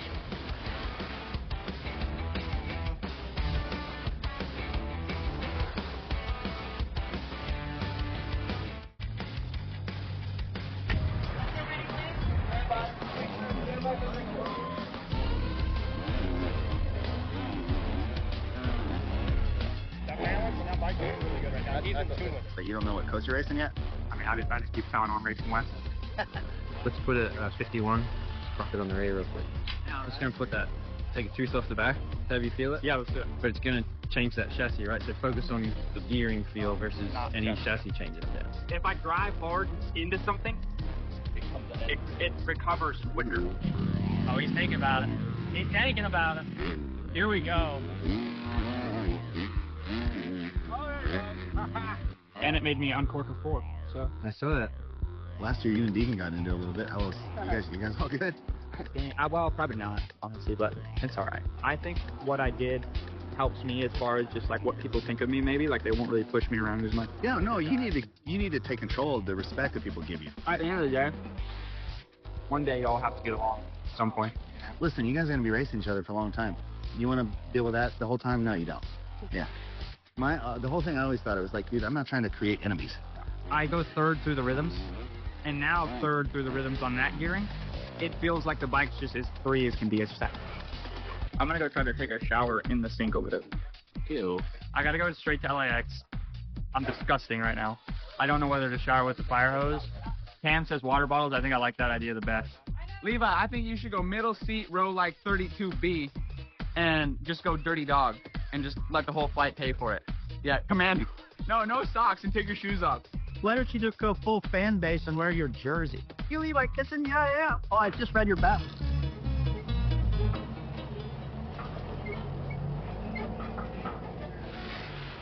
Welcome back to Race Day Live. I am not checking in with you trackside because I am up in the booth with my friends Justin Brayton and Adam Cianciarulo. Our schedule has been changed just a little bit due to the timing and scoring loop.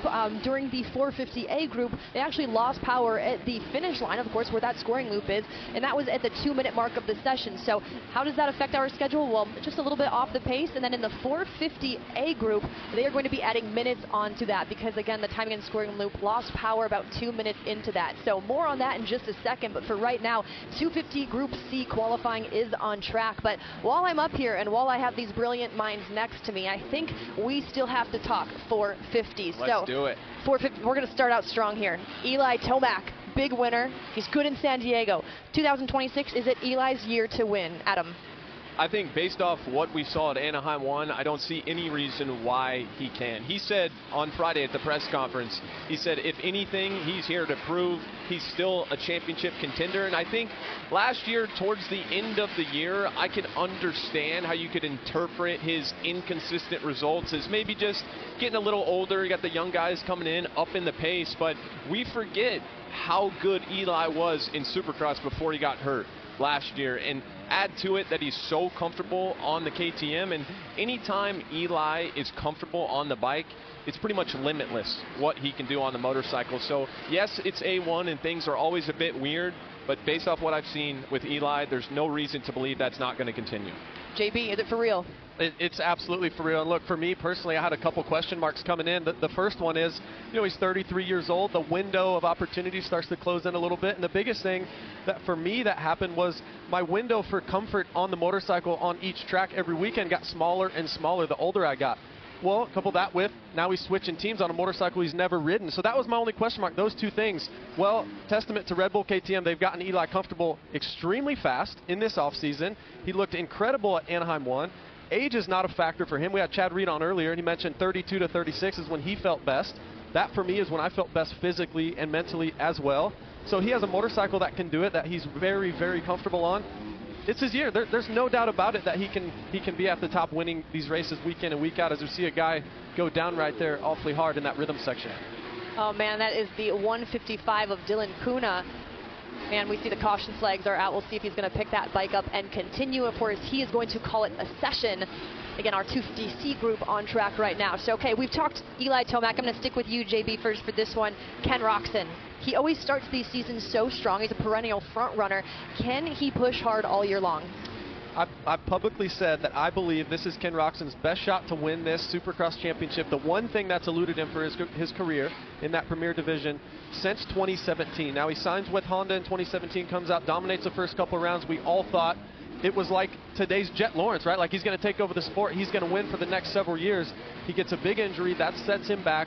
So this, to me, 2026 is his best opportunity to win. And I think he proved just that, how good he is on the motorcycle. And the other thing I'll say is, one of the reasons I said that was because there's a lot of championship contenders switching teams. I didn't know how comfortable they would look.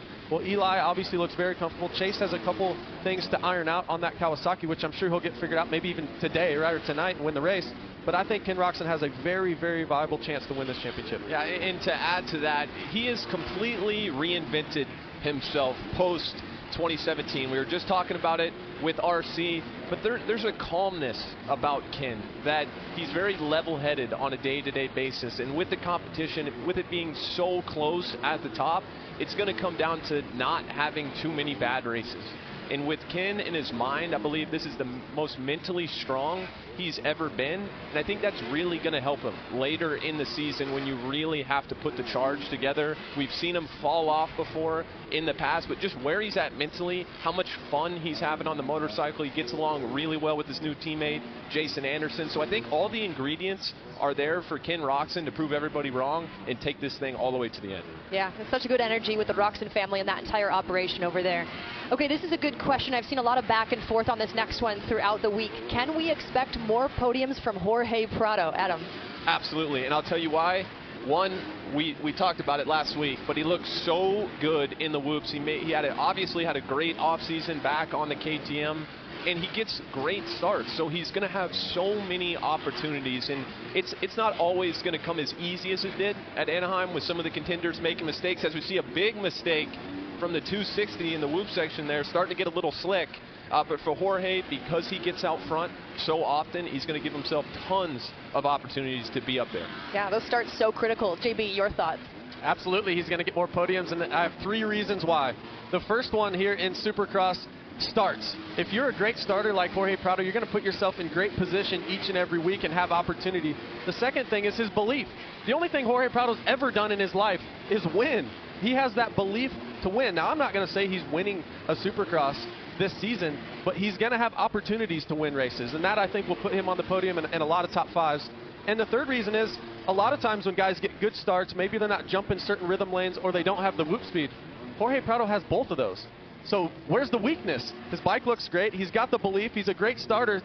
all that tells me he's going to be on the podium multiple times this season. Yeah, I really like what we see from Jorge Prado. Well, up next, we're going to be doing some fantasy picks, some RM Fantasy SX picks, that is. But first, we're going to hear from our friends Chase and Charles. What do you got for us? What's going on, Race Day Live? It's Charles and Chase, your RM Fantasy S experts. We had a great weekend at A1, and 2 riders, they had some struggles. So Chase Sexton, Cooper Webb. Now, based on player picks, those players are expecting these 2 to bounce back. But there is one rider that we still have a big question mark about, and that is the number 26 of Jorge Prado. Now, look, we're not taking anything away from his podium finish last week. That was incredible. I don't think any of us really expected that. But there were a few things going on that kind of went his way, with Chase Sexton, Cooper Webb not finishing inside the top 5, Hunter Lawrence kind of getting jammed up behind Jason Anderson in that main event. So we just want to know your thoughts. Do we need 2 for it to be true? Do we need to wait for Jorge Prado to have a second good result to feel confident about a top 5 overall pick? Or do you feel like last week he proved everything he needed to and he should be a solid pick this week? We want to know, what are your thoughts on the number 26 of Jorge Prado? Well, for me, I'm kind of +1ing to the first thing that Chase said there, is that I want to see more. You know, I still feel like A1, it tends to answer some questions, but man, there's still a lot to be decided. So let's get into our picks for this round for the win. We'll start at this end of the table. JB, who are you picking for that win tonight? The 3. The 3. Eli Tomac goes back-to-back to start Bandwagon. 2026. Did I tell you about his stats here in San Diego? You did. Compared to Anaheim 1? You did. Yes, I did. He's unbelievable here in San Diego. He's got all the momentum. He qualified fastest in the first session.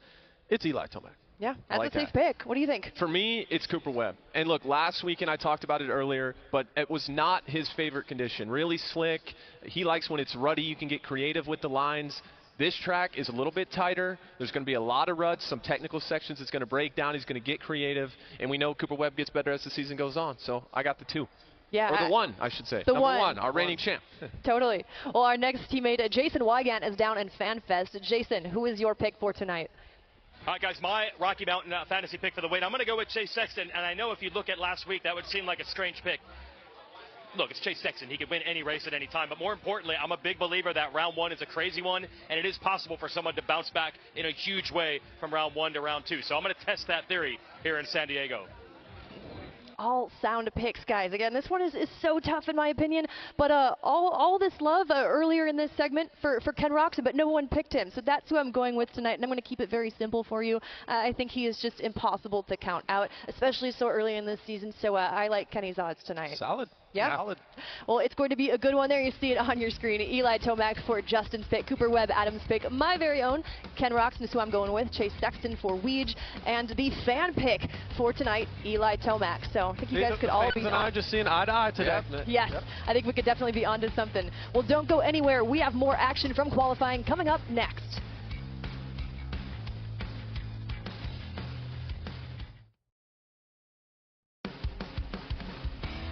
Welcome back to Race Day Live here in San Diego. We're brought to you by our friends at Rocky Mountain ATV MC. We got 250 Group B on the starting line, getting ready to go out there. Then we'll go 250 Group A, Levi Kitchen, see if he can go 4 for 4 to start the season here in qualifying. And then we'll get the 450 Group guys out there, see if Eli Tomac can continue looking so good on that Red Bull KTM.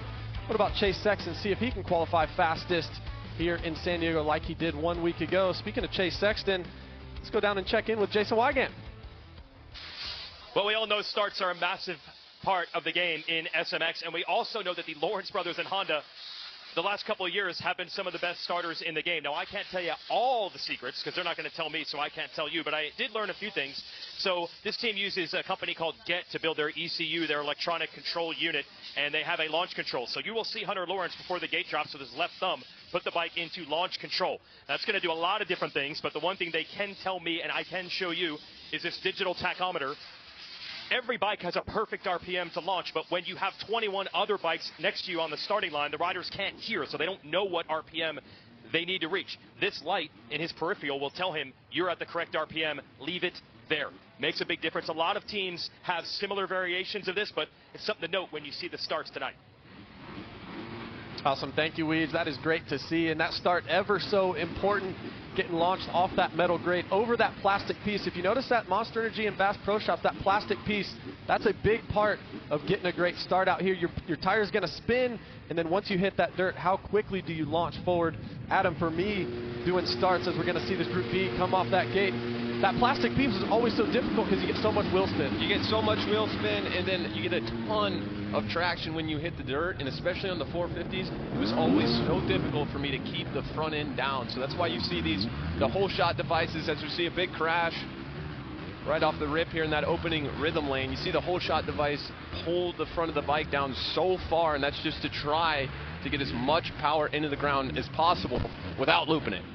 This is going to be interesting. We talked about it at Anaheim 1 a week ago, where typically in years past, for the past several years, we would always start the day with a free practice. It was not timed at all. Then we would go to qualifying, qualifier 1. Then we would go to qualifier 2. And typically throughout the day, qualifier 2 was always the fastest because you'd come into Q1, the track would already have several laps on it. It would be very, very difficult. But now we're starting this season. We only have 2 qualifying sessions. So what's going to be faster? It's kind of a push and pull. Last week it was very, very close from Q1 to Q2. And Adam, I kind of like that. I like both of them being near equal. So do I really do. And I think today it looks like to me that this session, the second group, is going to be a little faster. They put a lot of water on it this morning, so there was still some slick spots in the first session, but I think guys are going to find a little bit more traction this time around. Just taking a look at the whoops, they haven't broke down too much.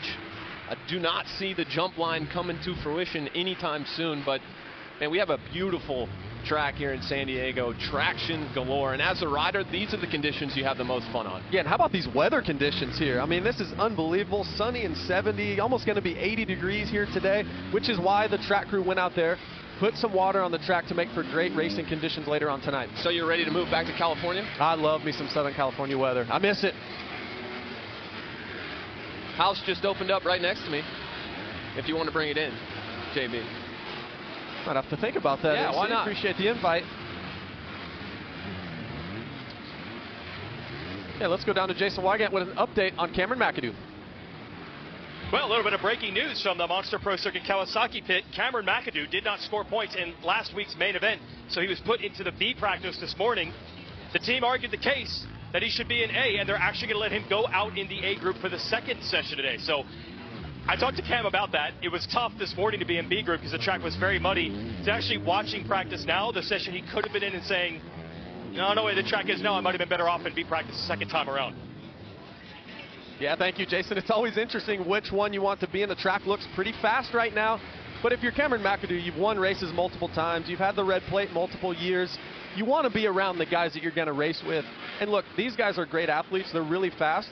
But Cameron would be quite a bit faster, and he would come up on them faster than he would in the A group. And then a lot of times, what if he could get a tow from his teammate Levi Kitchen and be on the same pace as him, a guy that he rides with during the week? So I like that. I like the decision that they moved him to Group A. Yeah, absolutely. I mean, Cameron is a guy that could go out, and it wouldn't surprise us if he was up in the top 3 in qualifying. It's so difficult, even if the track, like Weege was just saying, even if the track is a little better for this session, like you said, being out there with guys that you race, the fastest guys, you're constantly, everybody's pushing each other. Somebody will go and throw a fast time down, it pushes you to go faster, etc., etc. So, and I will say that Malcolm Stewart crashed on the first, a big crash, first lap of the main event last weekend, and he was in the A session. So, some more ammo for their case there.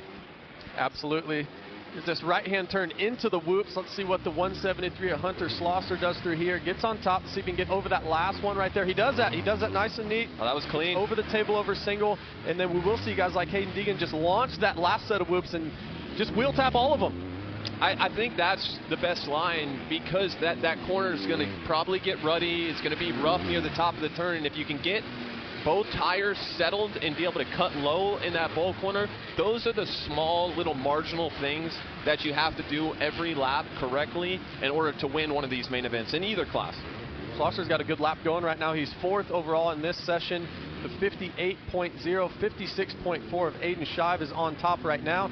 He's got a couple seconds to try to get out of this lap as he cuts underneath that rut right there. Getting a little bit slick. Like you said, water has been laid down pretty thick, but I think by the time we get to the A group, it's going to be a great track condition. As Hunter goes to P2, 57.2. He said, no, I'm not done yet. I got some more laps in me. Where was this condition for us? Right. Yesterday, Justin, we went out there. There's 10 ruts off every face. Had me feeling like a certified clown. These are the conditions that you won't hear from us much. Typically, we're going to lean on the side of, I'm so glad we're sitting up here. But when track conditions are like this, when this looks fun. Too ruddy, we got a pretty good set of booths, but nothing crazy, kind of a technical track. This looks like fun. Yeah, I would be down to go out there and spin a couple laps now. Now, fast forward to about halfway through the 450 main event tonight, no shot. Absolutely no way. We have seen a couple 250s triple that out of the corner. That's really, really fast. The difficult part is trying to get back to the left to try and set up. We talked about it with Ricky Stenhouse Jr. earlier today. The angles of four-wheel racing, it also goes to two-wheel racing and Supercross. You'll see guys try and get back to the left, to try and get back to the right. And if you get the angles right on a Supercross track, for one, you're not hanging on as tight. For two, you can get to the throttle earlier. And three, I mean, it could add up to even a second, maybe even 2 seconds per lap if you just get the angles correct. And keeping, as we look at this, take a look at the section you were just talking about, if you are able to triple there every lap, 180-degree left, triple into 180-degree right, you carry so much more flow around the track. Anytime you have to single into a corner, you're kind of jumping out on the single into the bolt corner. You have to wait for your suspension to settle before you get on the gas. So little things like that, it's going to pay off in a big way. As Dominic Thur on the 964 goes to the top 56.3. That puts him 11th overall out of everybody. So I think this track is speeding up. Oh, yeah. Let's go down and check in with Weege. Hey, you never know who you're going to find out at Supercross. We got two great mountain bike athletes here, Mitch Robolato and Kyle Strait. We'll go to Kyle first. You both enjoy the Cowie products. So you're hanging out in the Cowie pit. You're a two-time winner of the crazy downhill Red Bull Rampage event. So what brings you to Supercross? Honestly, I'm just a giant fan of Supercross. Have been since I was a little kid. I think some days that maybe if I didn't get a mountain bike, that not that I could ever make it today, but that would have been a possible other path. But I truly enjoy it. Big fan. I wouldn't doubt with the skills you have in the mountain bike that you might have been able to pull this off. Now, what's hilarious to me is I didn't know if you guys were competitors, rivals, or what. And you're like, no, he helps dig. You actually trust game that I didn't even realize happens. Explain that. Yeah, somehow I do trust Mitch, yeah. But at the same time, we've built a bond out at Rampage, right, with builder and rider. And I know that if he had to, he could ride a lot of the stuff that I ride out there. And so what better kind of partnership to have out there. So he builds some of the jumps for you. You got to work as a team. And then you kind of do it all on the mountain bike. You've done Rampage before. Yeah, I did it in 2015, and then I realized I'm not going to win at that. But I won't do what it takes to win. So if he's going to do what it's going to take to win, I'm down to help. But not too shabby on the dirt bike. So here's the crazy thing. Robolato, you got some arena cross on a dirt bike experience? Yeah. Last year, Stark had that class with AMA, and I was like, yeah, I want to give it a try. So figured that was my entry to get in. But don't be humble here. How'd you do? You got a podium? I got one podium. Yeah, I got lucky. Everyone kind of hit the deck, but you got to finish the race sometimes, right? Hey, that's amazing right there. That's a jack of all trades. That's Mitch, that's Kyle, some high-end mountain bikers hanging out over here at Monster Kawasaki. Thank you, Jason. Cool to see Mitch and Kyle out here enjoying some two-wheel fun here in San Diego. And I'll tell you what, I've mountain biked with Mitch Robolato before. He's a bad dude. He has got some skill. I mean, it is unbelievable how good he is. Those Rampage guys, I don't know if you can find anything crazier in the entire world of action sports than what those guys do. Pretty unbelievable. Dominic Thury, 964 on your screen, 56.2 as he's second right now. It's in this session. He's 12th overall. He qualified 20th a week ago in Anaheim, so sitting 12th over right now is a step up. Now we do have the Group A qualifying coming up next. We'll see if they get faster. A guy like McAdoo, 13th on the board right now. You have to think that he's going to jump up. He's got a 56.3. Can he get in the 54s or 55s? As we see Levi Kitchen on top with a 53.6. So that's the benchmark. Obviously 250 Group B out there right now, but up next will be the likes of Levi Kitchen, Hayden Deegan, Max Anstey, Ryder DeFrancesco. All those fast 250 riders will be up next. Aiden Shive, 55.9. He's on top, 9th overall, so solid run for Shive so far here today. Hey, he looks really good, showing a little frustration there. Started his fast lap, made a couple mistakes, and Justin, you know how it is. Anytime you go out there and, wow, He just carried a lot of speed into that table, too much speed. Justin, I don't think he was expecting to have that much traction through the first set of whoops. That is maybe one of the best whoop passes we've seen today in any session. Yeah, and it's interesting because you always talk about aggression coming into whoops. You have to carry speed, but it's like aggression and precision. You have to let up a little bit to get in that pocket a little better than Aiden did right there. Otherwise, you go into the tabletop with too much speed. You over jump that table single into all. He almost jumped into that next whoop. And you section. saw him. So much speed. You saw him shaking his helmet back and forth. That's because his crossbar came up and probably slapped him right on the chin. I looked like me yesterday out there. I did that a couple times. Yeah, I did as well. There's that triple right there. I like that, clean. but then it pinches off the turn that little bit. He could get back over to the left just a touch, but then on a 250, you have to carry that speed around the left to get the triple, but then it tightens up that next right. But it's something, too, when you talk about these 250 guys doing it in the main event. I imagine they'll probably clean up the corner ahead of time, but you start getting ruts pretty early in the main event, and then you're kind of faced with a decision. Do I go inside or do I keep riding the high line trying to make the triple work? So these 250 guys have a little to think about when it comes to that section of the racetrack. Yeah, what do you think in particular? Would you rather go angle over triple and hit the turns better and a little bit lower? It'd be really curious on Dartfish. We were talking about it earlier, how we all kind of go back to the truck and Dartfish and what's faster and what's not. I'd love to know the statistics, actually, what's faster there.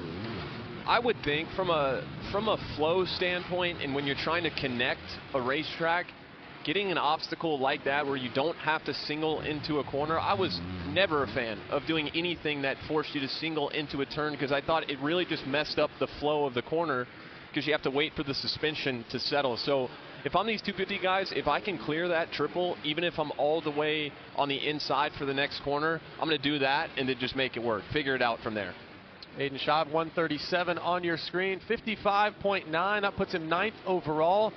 First in this session as he throws a big turn down whip. Oh, yeah. He's feeling good. Oh, he's having a great day so far. See, now that looks fun. JB, where's my helmet? Love to see it. The 137, Aiden Schaub on top, 55.9. Dominic Thury second with a 56.2. Hunter Schlosser third, 57.2. Just about a second and a half off there for Hunter Schlosser. How about this guy? He's not off. Levi Kitchen. Can he go 4 for 4? He's 3 for 3 right now. He's qualified fastest 3 times in a row. He's going to be on track when we come back.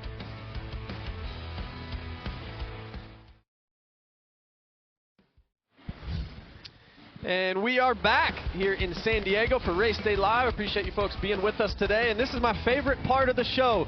250 Group A qualifier number 2. 450s will come up after this.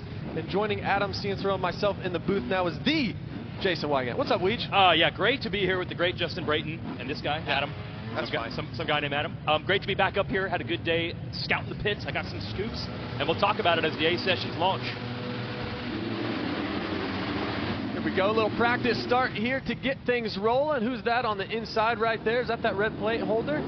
You know, one thing I noticed, that shot that we opened with of Hayden Deegan, did he have the tall starting blocks last weekend, Weege? I believe he did. He did. Okay, so we're a tall starting block guy now. Okay. I don't know anything, man. I don't know anything. You know everything. Nah, you know too much. Not enough, darn it. It's so funny, what we call the fake start and the emphasis that's put on it. But at the same time, I want to ask you this, Adam. I was talking to Brian Deegan. Hayden got a bad start last week. Hayden said in the press conference that he probably shouldn't have changed his gate pick. How much can you learn about gate pick when you do that practice start? Or does it change with the heat? I think, I mean, you can learn a little bit. I don't know exactly how they line them up in practice. Like, I don't know if it's just if you get down there early enough, you get to be the first guy to pick where you're going, or if it's based off the previous qualifier points or whatever. But you can kind of get a feel of the first turn, and I think most of the time the guys are going to go where Hayden Deegan, for the most part, loves being next to the box. And you saw him right there. I think he was all the way on the outside or all the way on the inside. So you can learn a little bit, but I think it's more. You're more learning the transition from the gate and the plastic to the dirt. Gotcha. I think that's more what you're trying to get a feel for, is how much traction you have. This 250 Group A qualifier is fueled by Ralph, says Hayden Deegan out there. You seen him pull into the pits right there and talk to his mechanic Brent Duffy. I wonder what he was doing, if he's already making a change or just getting some lines. But this early in the session, it's not really like guys to pull in. Well, sometimes if the way you came off the gate in practice and it doesn't seem like you're going to get a clear track, I have done that before where I just pull into the pits because you're not allowed to actually stop on track. So maybe he's just trying to get a clear track, but it's a guess. Hayden Deegan setting himself up. Let's see if he can throw one down. Overall, right now, he is second, 4/10 off of Levi Kitchen and Weege. 3 sessions in a row that Levi has been fastest. He is on form this season. And it was funny to hear you guys call that because it didn't, as you were saying, look like a great lap, but it certainly turned out to be one. Okay, here's that whoop section. I asked Max Anstey about the whoops, the table to whoops combo that you see Deegan in. Hayden, as you mentioned, has a replica of this track that they rode this week, but Max said the table isn't nearly as aggressive and steep at Hayden's track. So he was surprised how difficult that section has really turned out to be. Yeah, I actually seen a video as Hayden goes 3 out of that turn right there and then 3 again and 1. I've said that all day. I think that's going to be the line. We haven't seen a lot of guys do that, but I love that he's getting over that big 5-footer, which is the 3rd jump in. And Hayden looks good, but I did see a video of him riding that track, and I said to him yesterday, we were walking up to watch press together, I said, the tabletop's really steep here. It's not like the one that you ride during the week. Okay. Because it was almost like a flyaway jump, and he goes, yeah, they built it steep, but I knocked it down. It was a lot more fun that way. Okay, that counts for I something. love it. That counts.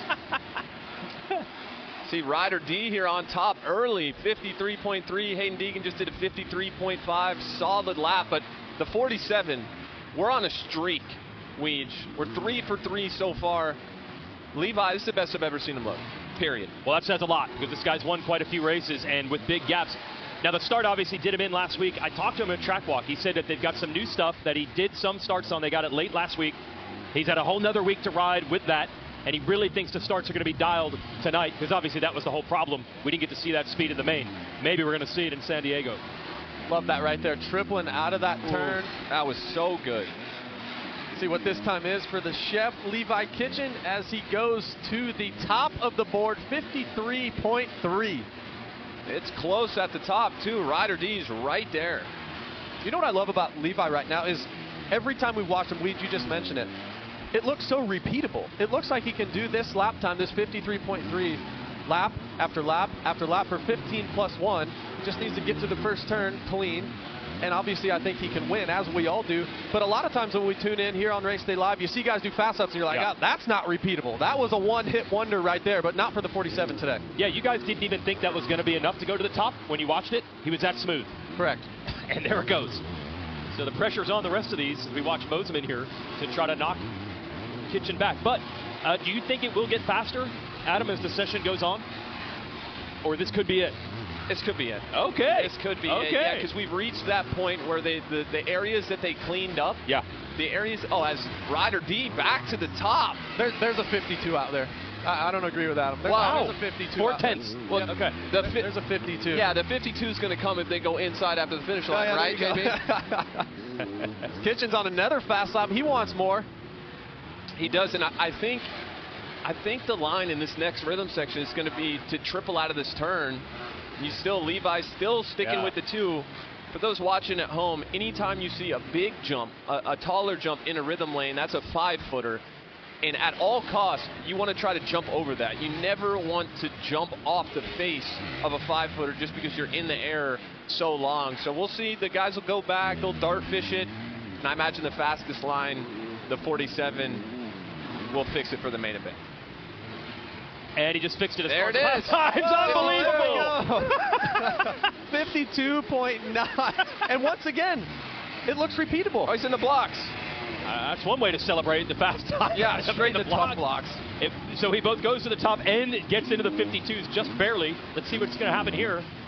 I mean, this is a good old-fashioned duel right here between Levi Kitchen and Ryder D. Ryder executing that whoop section perfectly, stayed low in the turn. I love how you see a lot of guys carrying so much speed through that second set of whoops that they end up really tall in that turn, breaking a little long. I love that he was able to stay inside, stayed low in that bull corner after the whoops. See what he does right here. He's still going double. I wonder if that Deegan line, once again, we talk about dartfish a lot and kind of the ghosting software that we have. You wonder what's faster. Maybe the triple out of the turn isn't faster because you have to single into the corner. That's nice right there. Yeah, it is, and I love how he stayed. You see how he stayed standing? He never sat down. Even to do a lot of guys are seat bouncing the triple into the corner, stayed standing. Here it comes. Betters his time, but still P2 53.0. But I love that Ryder D is here for the fight. I love he's that flexing on he it. sees the 52 up on the board, and he's not thinking, oh, no way, I can't get that. He wants it. Yeah, this is not, let's see where I fit in. He's going for it, as is Deegan right now. Seat bounce that. Yep. Gets back to the left. That's oh, what we that talked about you earlier. couldn't That's do that nice. any better. You couldn't do that any better than Hayden Deegan just did it. 53.0, so he betters his time, but still a tenth off the lead. And this is interesting because he might not even know how close he is to the lead. He's less than a tenth. But when you see your name third, you automatically think, oh, I still have a lot of time to make. So there's some mental battles here in qualifying going on. Yes, it's at 9.79 for Kitchen. It's really less than a tenth when you really break it down like that. So they're all in the hunt.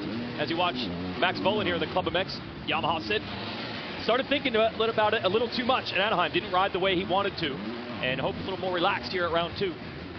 Kitchen still ripping around here. Oh, carried so much speed in that corner. We saw this last week. We saw Cameron McAdoo get behind Levi Kitchen. Oftentimes, you have a teammate that, like Cameron, only started riding Supercross in December. Levi's probably not perceiving him as such a threat. So a lot of the times, if you have a good dynamic with your teammate, the guy that's doing good, in this case, Kitchen, will talk to Cameron in between practice, be like, dude, feel free to hop behind me. I'll tow you around, and it's exactly what they're doing right now. Now, I did the report earlier saying that McAdoo had been moved to the A group. I want to make it perfectly clear. He did not want to be in B. He did say, the conditions might have been a little better the second time in B group, but this is where he wants to be. To all the points you two made about getting to ride with your teammate, getting to ride with the fast guys, he was not happy about the assignment in B group. See where he stacks up now on the same track as everyone else, 9th currently. That last lap around for Kitchen was a 53.6 and a 54.6 for McAdoo. That just shows you how close a second is. It didn't look like Levi got away from him that much, but that little bit was a second. JB, are we worried at all about Max Anstey in 6th? Look, he was 7th last weekend, came out, dominated the main. Still P6, a little. It's in the 54s. The guy, Kitchen's in the 52s. Are we nervous? Are we okay? Well, I think if last week hadn't went the way it went, I think you would be nervous. But this is the exact same way it's set up. So I think if you're Max and you do end up 6th, now this isn't over yet. As Hayden Deegan goes to the top of the board, 52.9 to Kitchen's 52.979. So, wow, that's tight. But there's some bragging rights right there. You better believe that he is feeling good about that lap time going to P1. But if you're Max, you just have to rely on what happened last week. I think it's as simple as that. I can tell you, if you're Hayden Deegan or any of these other guys, Ryder D, Hymas, Volan, Anstey, it's annoying when you have a guy like Levi Kitchen always at the top of the board. I know it's only been 2 rounds, Levi 3 sessions in a row, but still, these guys will get more and more motivated to knock the 47 off. Is he going for another one? Levi Kitchen said, nah, I've got some more in me. I can better that 52.9. He's going for it right now. Wow. You see how he got all the way to the left because of those ruts with that second triple in the rhythm section there. Seat bounces, the triple goes a little long. I don't know. I don't think I'm seeing a 52 here, fellas, but I could be wrong. Been wrong plenty of times before. See what it is, Kitchen. 53.3. So AC, you got it right. I just think the track right now, you see it just starting to go away. Oh, it's going away. Goes. Oh, man. Well, he did the one fast lap, then rolled the whoops, got into the tough blocks, does another fast lap, jumps the table single into the tough blocks. Yeah, got all the way to the left. It's a tough block party. Got to the right the last time. Yeah, so I feel like last year Anstey qualifying was an asset. So we have not seen that through the small sample size so far this year. And maybe now's the time. Like that line right there that Deegan did earlier in Q1 where he just wheel taps that second set of whoops. I think it settles the bike a little better going into the corner rather than getting kind of messed up by the whoops as you enter that tight right-hander. Just something that we haven't talked about at all is that over-under bridge after the whoops. Talk about marginal things to make you fast is downsiding that thing perfectly at the top. If you jump all the way to the bottom, kind of like what Max Anstey just did, you're giving up valuable top-end speed going down the start straight. You want to drive that thing down, down the bottom. Yeah, I'm not quite seeing it. I'm not the expert you guys are, but I'm not quite seeing it from Anstey here, at least compared to what we saw from Deegan and Kitchen earlier, and time's already up. In the 53s. Okay. But you saw Hayden Deegan doing that triple into the right-hand corner before the finish line and how much momentum he carried. You saw Max there tripled and just held the brakes on a little bit too long. It's just a small little pause in the middle of the turns that can make a massive difference. Hayden Deegan qualifies fastest for the first time this year and breaks Levi Kitchen's streak that he had going. Kitchen had gone 3 for 3 to start the year. Hayden said, nah, it's my turn. I'm going to better that by just barely. Both of them 52.9. So Hayden Deegan, fastest qualifier here today in San Diego. 450s coming up next.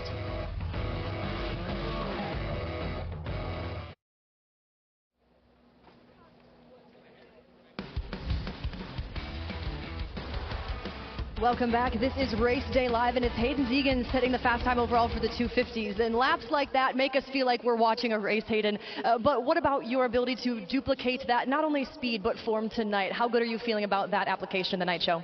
Man, I feel amazing. I felt amazing last week, too, but I just messed up that main event. Yeah, I want to get up to the Yamaha team, man. We put in a lot of work this offseason, and the bike is amazing. I feel amazing.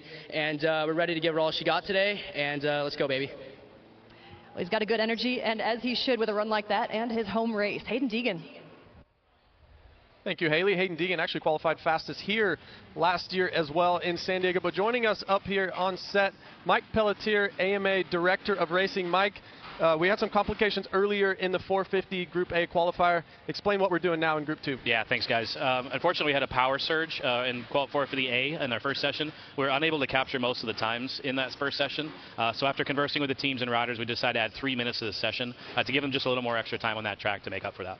Okay, awesome. So as we sit right now, Tomac fastest or Malcolm Stewart? As we sit, it looks like live timing for us anyways, it has Malcolm Stewart fastest. I believe for it's the 53. Malcolm. Yep. But they're obviously probably going to go faster than that this time. So this time in Q2, this one really means the most. This is how they're going to go to the gate later. It does, and they were happy to do that 3 minutes, and we're happy to do that and try to do this right. So awesome. Thanks for the update, Mike. Thanks, Appreciate guys. You. 450 Group A qualifying fueled by Rouse. You can see Eli Tomac right to the right as we look to the box. That's a little bit outside. Let's see how he gets to the first turn. Sexton there in the middle of the screen is Cooper Webb on the inside. And Jorge Prado. Look, we talk about Prado's starts. Great starts last week. He's an unbelievable starter. When you break down just, the question is Anaheim 1 repeatable? And I think all of us say, look, it is because of his starts, and here we go again. Yeah, and then the other questions were, could he ride boots? He proved that last week. He jumped some of the bigger rhythms. So I know you've said that on a bunch of the shows. There's no glaring weakness that you may have thought there would be, and then you combine that with the starts. Guy's going to be dealing with Prado maybe all year long in Supercross, whether he's experienced or not. And this is going to be interesting, Adam. So 15 minutes. One of the longest qualifying sessions we've ever seen. So actually, look at this that. could be interesting as Prado jumps that second set of whoops. But this could literally be interesting because the first 5 or 6 minutes might be the fastest, and we may see a changing of the guard in this track where late in the session, maybe the times aren't as good as the first 5 minutes. It's so long. Yeah, that's what I see right now. A lot of the main lines are starting to get a little deeper, and you're starting to see some chatter bumps kind of in those main lines in the bowl corners that kind of upset the bike a little bit. So if I'm these guys right now, I know that I need to go out there right away, have a lot of intensity, put a couple good laps down early to take the pressure off of yourself, use the rest of the session to look at the race lines for this evening. Okay, here's Chase Sexton. So not a great result last week. And then some eagle eyes noticed some different parts of the bike, triple clamps, linkage, and other things compared to last week. And I think with Sexton's history of working through bike settings of previous teams, as Tomac goes back out, I think a lot of people were worried, oh no, they've already changed after one round. But I talked to Dan Fahey, the team manager, and he said, everyone we've worked with, the greats, Tomac, when he was winning multiple titles, Villapoto winning multiple titles, we've turned the bike upside down after Anaheim won many, many times. So they're not too worried about it, but it is quite a different setup from what Chase had a week ago. Is it better? I guess we'll just have to find out. Yeah, I think it's a big talking point because Chase has changed teams quite a bit, and I think he's always been pretty vocal about, which I like. He's been honest about where he's at with the motorcycle, so I understand the story coming out. He changed a lot of the bike, but it doesn't mean what he was on he thinks was terrible. These guys, I've seen so much stuff behind the scenes over the years that would blow your minds from certain guys, so it's not too far out of the ordinary. As Justin Cooper goes to the top of the board, 52.6, and he pulls into the pits. Ricky Gilmore, the suspension guy there for the Star Racing Yamaha team, making a shock adjustment. You see these guys already. We saw Tomac in the pits, Chase in the pits, Jay Coop there. So they're taking a bit of a different approach to this session because it's longer. You can tell they're a bit more relaxed. Now, what could be interesting, AC, is this could be a time, especially late. Let's say you throw down a good time early. Now that you have more time, maybe you throw at the bike, hey, we've been thinking about trying this for the main event later. Let's go a couple clicks softer. Let's do this to the fork or the shot. Could be a great time to try it here late in this qualifying session. Absolutely. That's why I say I think you go out there while the track is still relatively fresh, put a couple good ones down early, and it frees you up for the rest of the session.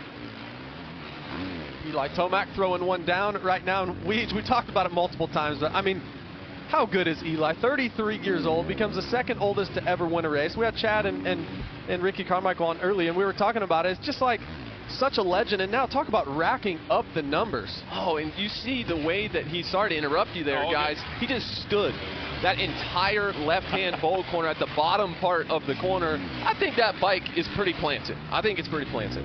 When I went back and watched Anaheim 1 back again, what really impressed me in the main, and that was so slippery, his trust. He got on the gas so hard, so early, never, it appeared, to have any hesitation. And then you mentioned the lean angles in some of the corners, and you're just seeing it again. The trust he has in that motorcycle, as Dylan Ferrandis, who had a great run going last week in the debut for Ducati, to catch back up with Tomac here. But, man, it sure doesn't look like a guy who's pretty darn new to this motorcycle. I can tell you, if you had confidence in the turns in your motorcycle last weekend, I can't imagine how much confidence he has this weekend. JB, there is a lot of traction out there. This is hero dirt. It is, as Eli's on a fast one. We went triple, triple, single in that last section. Now he goes over the table, triple, triple, triple, single right here. And I love that line. Staying standing keeps him low off of that double, which creates more speed into that triple. And then this is nice. Gets back to the left. AC, we've talked about that. Back to the left, and then he gets back to the right underneath the tunnel. And Eli is so good. You saw in that right-hand bowl corner after the triple, he's so good at steering with the back end when there's not ruts. I think Eli's even better in the turns when there's not ruts than when there is. It's like Ken Roxon has gone to the top of the charts as Ferrandis just completed a lap that'll put him into 6th. There's Kenny. Great debut for Ducati, huh? Great debut. Dylan Ferrandis, obviously shout out to Justin Barsha. Get well soon. Hopefully we see him back out here soon. But Dylan and that team looked to be on point at A1 and looked to be good here today. 6th already. He did. You see Chase Sexton there had started a fast lap, but just made a little mistake. Looks like he came up a little short on that triple in. See him shaking his head a little bit, frustrated. That's pretty normal, I think. Anytime you have a decent lap going and it gets messed up, understandable to be a little upset. Hunter Lawrence, you just saw there, he actually had a little crash in the first session. I don't know if you guys were able to catch that. He's fine. It wasn't a huge one. But in that rhythm we were talking about, I think it was where Deegan was trying to triple in. Just got that one a little bit wrong. Yeah, we saw him in the tough box, but that's all we saw. Yep. And here's Tomac railing the turns again. Turn speed. And how Eli, it's a little bit old school how he stays standing long into these turns. You see a lot of guys now start sitting down just a little earlier. He is so as you see, is that Chase Sexton? Oh, Sexton down. It's like he got together with another rider, so Tomac's going to have to back it down. But pay attention to that for Eli Tomac, how late he stays standing into the corners. Now. That's now old school? I thought that was new school.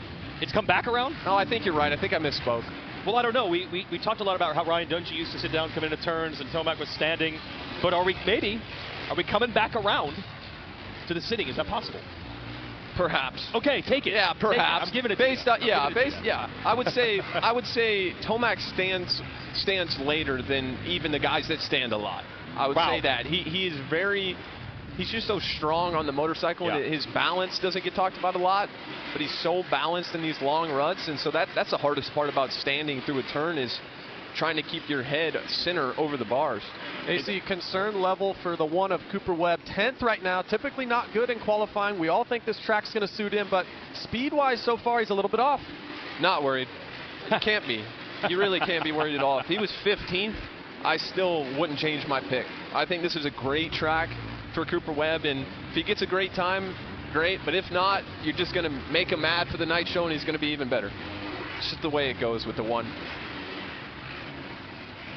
Gets on top of the whoops right there, gets in that pocket nice.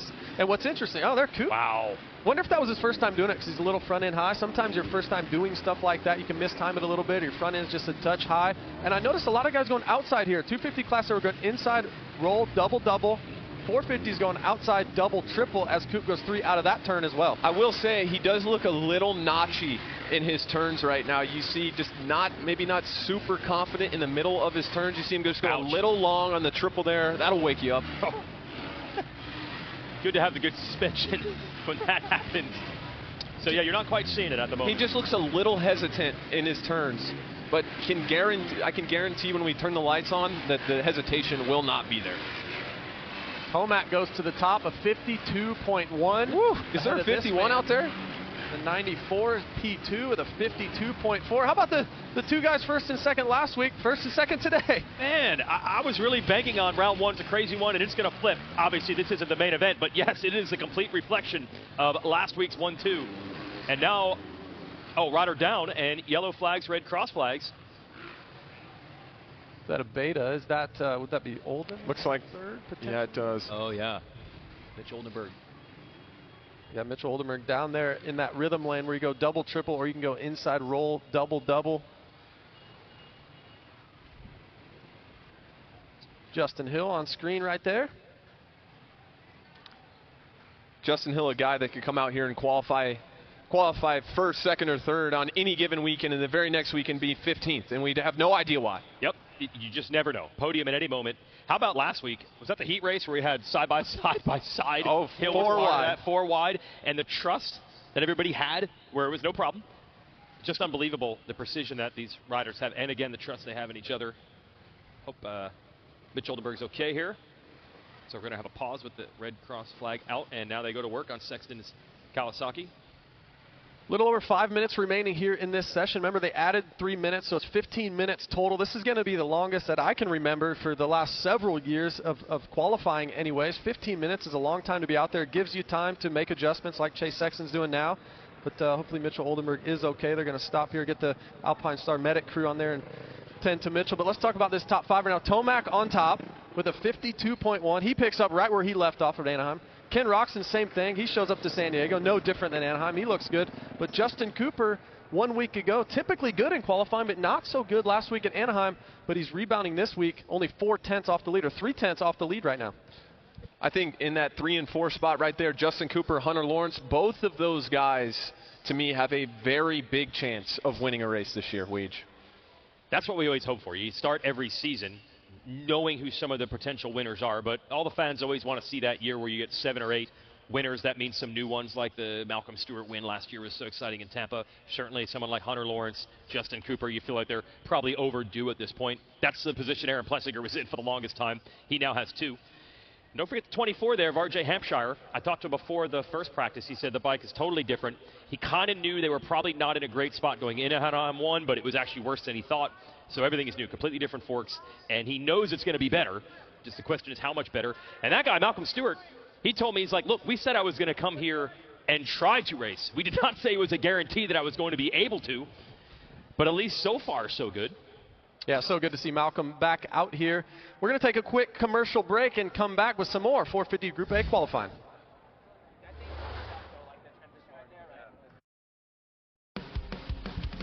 Welcome back to Race Day Live, brought to you by friends at Rocky Mountain ATV MC San Diego. What a beautiful day here. There's Eli Tomac, the winner from 1 week ago, and fastest rider on track here today so far with a 52.1. We've got about 5 minutes and 40 seconds left in this 450 Group A qualifier. But in the meantime, before these guys back on track, AC and I were able to do a lap yesterday. Let's check it out with the Insta360 lap here in San Diego. Well, this was a great time, JB. I appreciate you letting me go first. Give me some TV time here with the helmet cam. A lot of ruts yesterday. I tell you what, I did not ride this week. Leading in and coming out there with all the ruts that were on track. I did say that the plus part of it is that at least we make it look difficult, because these guys down here make it look so easy, so somebody's got to make it look hard. That's right, double, triple into the turn. This is where we were talking about the guys getting back to the left. It's really difficult because the track wants you to fade to the right, but if you get back left, then you can get back right under here. They see Adam on the far right, and then he squares up underneath this tunnel. Nice big, was a triple yesterday. They made it into a double. And here's the toughest part of the track. Through the whoop, sink down, you kind of push the bike to that second to last whoop so you can jump in that pocket. So the problem is you go too fast through that first set of whoops, you get too far deep into that tabletop, and it ends up popping you up super high, lose all your momentum. So we had fresh whoops. These guys, it's starting to break down. It's going to get more difficult as the day goes on. Yeah, there's no doubt about it. Trying to get in that pocket. Now, can we see some folks? I'm getting word potential that Justin Cooper jumped onto that tabletop and off. So is that where his fast lap is coming from? And is that a main event line later on tonight? Is that, I saw RJ Hampshire and Cooper Webb both looking at their phones. Does somebody have Jay Coop's line on video? That's what I'm Somebody's thinking. got it. That's what I'm thinking. Somebody's got it. There's no doubt about that. But is he going to go inside, AC? Well, if he did, and if it's on video, we're about to see 22 guys go out there and jump onto this tabletop from the inside. I don't see a rut there yet, JB. Hate to disappoint you. All right, let's see. I think that's a line that could potentially be used in the main event later on tonight. The medic crew is tending to Mitchell Oldenburg right now. That's what the holdup is. So a little over 5 minutes remaining. The AMA did add 3 minutes to this session. We had a live timing issue earlier today, so the longest session we've seen in quite some time. So 15 minutes total. And I'll tell you, if I was out there, this break, good with it. Drink some water, make a couple bike changes, maybe even like we were talking about, Weege, if you can make some changes that you think you might want for the main event, now's the time to try. Yeah, so it's the longest session maybe ever because they added time to it, but how perfect to have a break. It's almost like it's become two separate sessions, and we have seen quite a few people making adjustments to the motorcycle. There's Ferrandis watching his mechanic drink water. I don't know how that's helping Ferrandis. But I did talk to the Ducati team yesterday, the team manager, Josh Weisner, and not a lot of changes this week. They felt like they were fairly well in the ballpark. They hoped they were going into Anaheim, but to say the biggest concern they had was starts, because they're like, the only people we've done starts with is ourselves. So when we lined up with the other motorcycles, we didn't know what to expect. They felt that starts were pretty good last week, and Ferrandis rode really well in the main. So I got to figure that's a win. First race ever in Supercross for that motorcycle, and week 2 they didn't have to change a ton. That's a lot right there. Yeah, a great testament to all the group there at Ducati, how great of a job they're doing, and Dylan for setting his motorcycle up. And one of the biggest talking points this week was Malcolm Stewart and Justin Barcia. We're so thankful that Malcolm Stewart is back here on track today, and Haley's down with him now. Thanks, guys. It's a gift to even have him here, if I'm being honest. Malcolm Stewart. Malcolm, we all know what happened last week, but it didn't exactly seem to hinder your speed in the first session. So how does it feel once the helmet's on and you're out on track?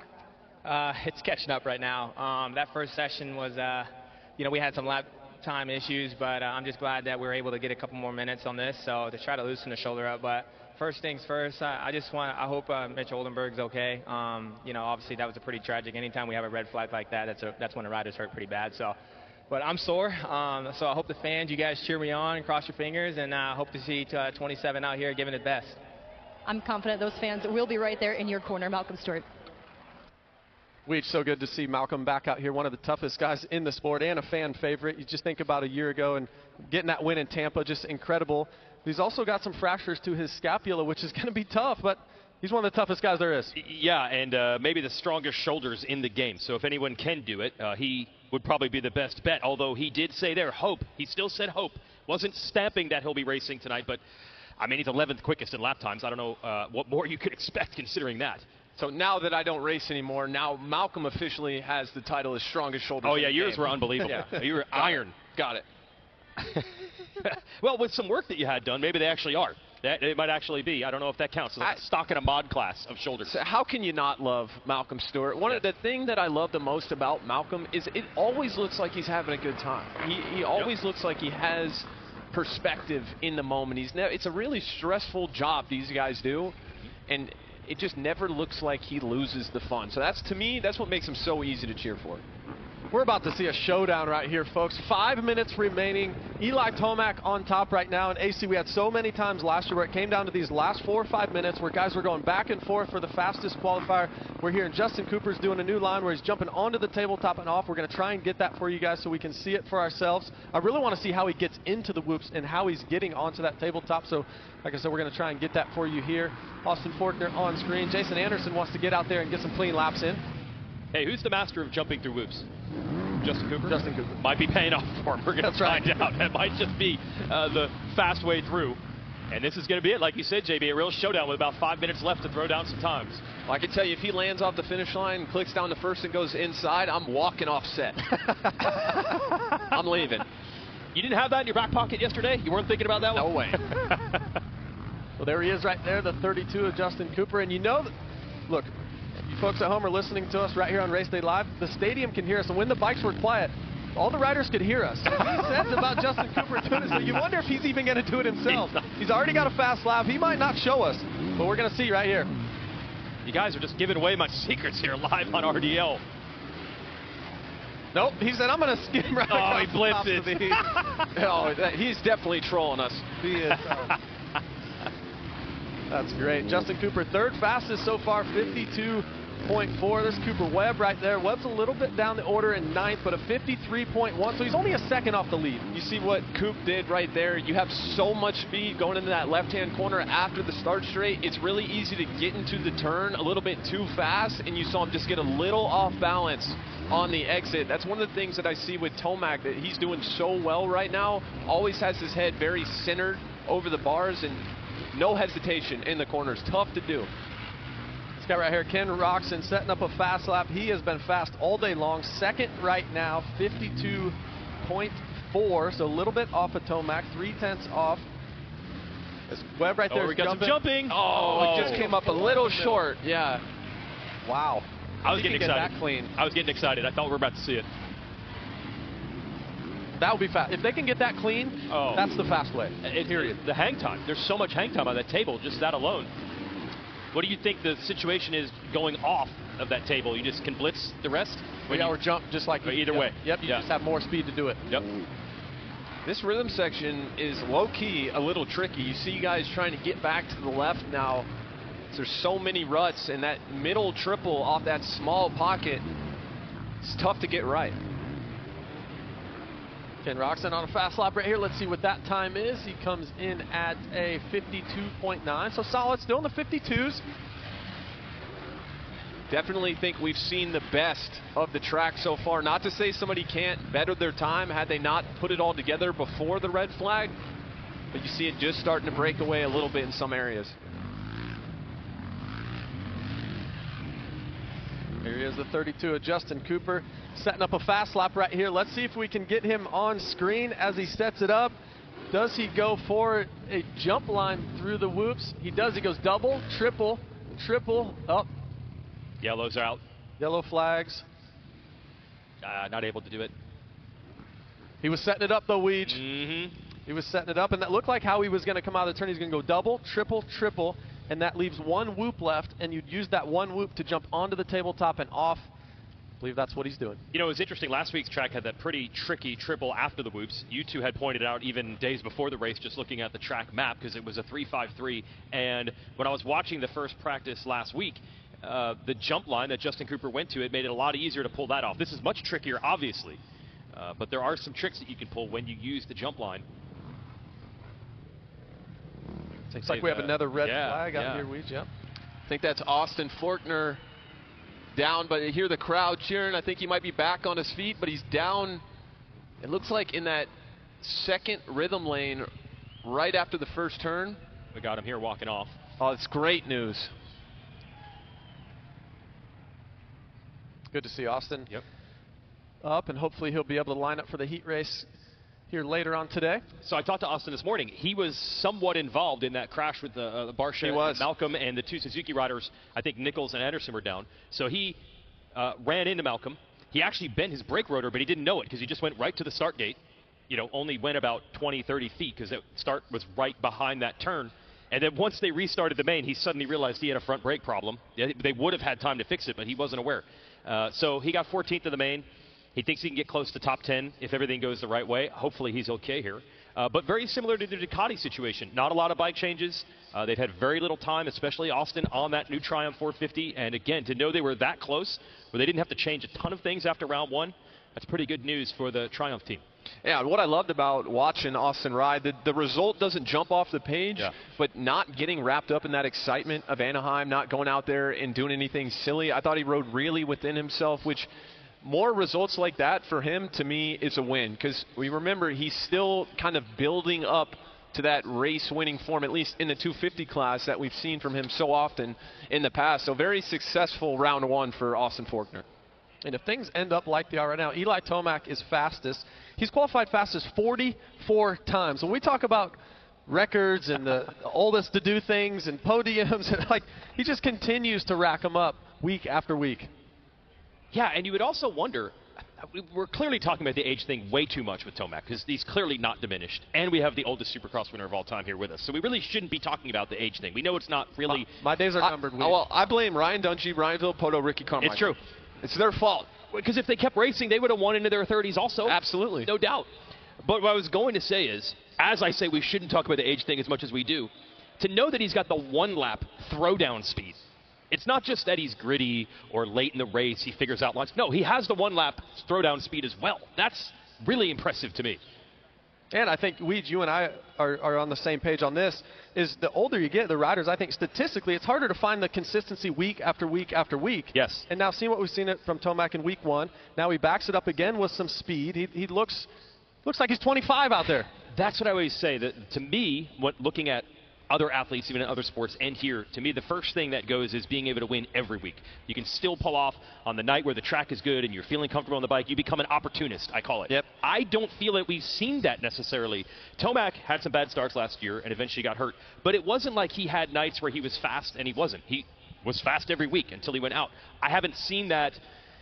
One or two races a year he's good, and the other races he's a 10th place guy. I haven't seen it at all. To summarize, he is not tapering off at all. We are tapering on. If anything. I mean, when you watch Anaheim 1, isn't that about as good as you've ever seen him look? Yeah. Absolutely.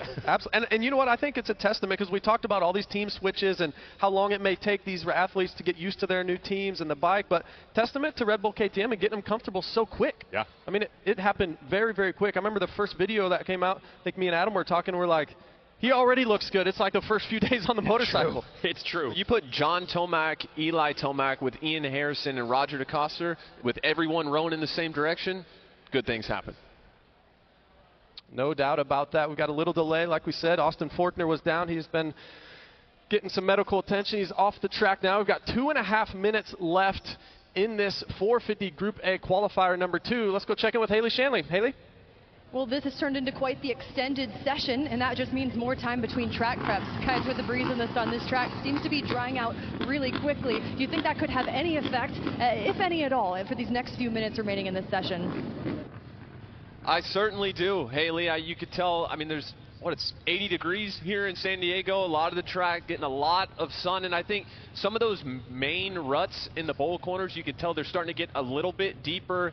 Now, oftentimes, the rut goes from the beginning of the corner all the way to the face of the next jump. So as those get deeper, get some bumps in them, it becomes harder to remain balanced and carry your speed through the turns. So if you hadn't put a great lap together before the final 2 minutes and 34 seconds, you still have a chance to go out there and better your time. But if you're someone like Eli Tomac, Ken Roczen, Justin Cooper, who's already pretty content with their lap, I would imagine the goal is to not go out there and try to go faster. We're more thinking about race lines, bike setup, etc. You know, I was thinking, if the track crew continues to put this, and I haven't seen the track maps moving forward from here in San Diego, we've been harping on Justin Cooper a lot on his whoop speed and the inability to skim as fast as these elite guys, because we all believe that he can win races and probably will win races. But if they continue to put tabletops in the middle of a whoop section, Justin Cooper's going to look like a genius. Yeah, the triple last week. The guys were able to eventually blitz and triple, but that was very technical. He made his job a lot easier. He might be onto something here. He's setting up a fast lap right here. We did get it on Dave last session that he was doubling and then tripling. So he's going to come out of the right-hand turn. He's going to set up, double, triple, and then right there. There it is. The table. Yes. Oh, there it is. Thank you. He did that just for us. He wasn't even starting a fast lap, and the inside came after the whoops, JB, not before. It did. Did I specify which inside? Was it before or after the whoops? I don't know. I didn't hear it. I'm just impressed that he did it for the show. Yeah, and he backed it down right after. One section fast. Guy's a showman. Thanks, Jay Coop. Right here on Race Day Live. Got to show the viewers what you're actually doing through the whoop section. It's got to be the fastest segment time, I would think, through that particular section. You would think. Yeah, I mean, like we talked about yesterday, that table really threw us for a loop because it was so steep. So, in the fact that he was able to get into the whoops fast without sacrificing a lot of momentum early. Here we go. Coop, that's the way right there. That is the way right there. Wow. Yeah. That was even better than what Justin Cooper did. That was unbelievable. He wheel tap triple, and then he went quad, and that leaves one whoop left.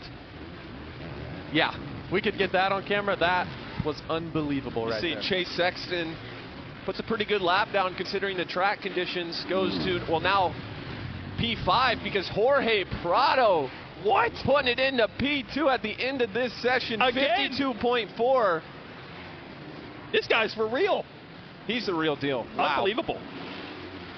Or at this point, maybe after Anaheim, we have to say it's all believable. Can we be surprised anymore? He's for real. Oh, Check we got the this out. line. So wheel tap, he triples off that one. Then he goes quad, and that leaves him one whoop to go on, off. That is the way, folks. Cooper Webb showing these guys how it's done through that whoop section. AC, that was incredible. Yeah, that was pretty special right there. But you would expect nothing less from your three-time champ, one of the most creative guys out there. And I'm really interested to see, they're going to build the whoops back up for the heat race, so you would think there would not be a lot of jumping. So it comes down to, have you done that line enough in practice to be comfortable going to it in the main event? We shall see. Eli Tomac going to be your fastest qualifier here today with a 52.1. That'll be the 45th time that he's been fast qualifier in his career. It's the second most since 2003, and Eli just keeps racking up the numbers. And his teammate Jorge Prado, those two Red Bull KTMs, a lot of question marks for those two coming in. We opened the show today, Adam, with the question marks for Eli. We have no more. What about question marks for Jorge Prado? Is there any more with him? No, there's exclamation points only. Wow. Incredible. We turned the question marks to exclamation points. Well Absolutely. done. How about Ken Roxon in third with a 52.4? He's looking good off the heels of his second place 1 week ago at Anaheim 1. Hunter Lawrence, top 5, as he was top 5 1 week ago. Haley Shanley's down with Eli Tomac. Yeah, that was impressive. Another impressive effort from this guy and the team, Eli Tomac.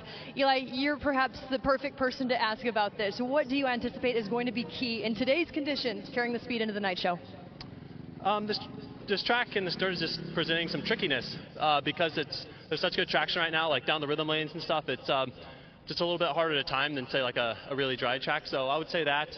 And then the whoop section is really tough leading into that tabletop to single and then the next set of whoops. So those two things combined right now are like something I'm really focusing on. Eli Tomac up to the challenge. Thank you, Haley. Eli Tomac looking spectacular again here today in San Diego. Fastest with a 52.1. And guys, Eli Tomac is for real. Jorge Prado's for real. Ken Roxon is for real. I mean, the list goes on and on and on. But how about those two Red Bull KTMs, AC? It's unbelievable. Unbelievable form. I don't think I could have ever dreamed of a better start for Eli Tomac or Jorge Prado. I'm just really excited to see round 2. This is where the trends, we start to see the trends of the new season happening. That's the thing I'm most excited about this evening in San Diego. Weege? So with those three, absolutely, it's trending in the right direction. Kind of waiting for an answer, I feel, from Chase Sexton. He was great in qualifying last week. Didn't see it as much this time, although we know the track is going to change and things like that. But I cannot get over the Prado thing. I cannot get over it. Unreal. It's round 1. He rode awesome. It wasn't just a start. He rode great, but we have seen riders have great round 1s, and it doesn't, for whatever reason, replicate.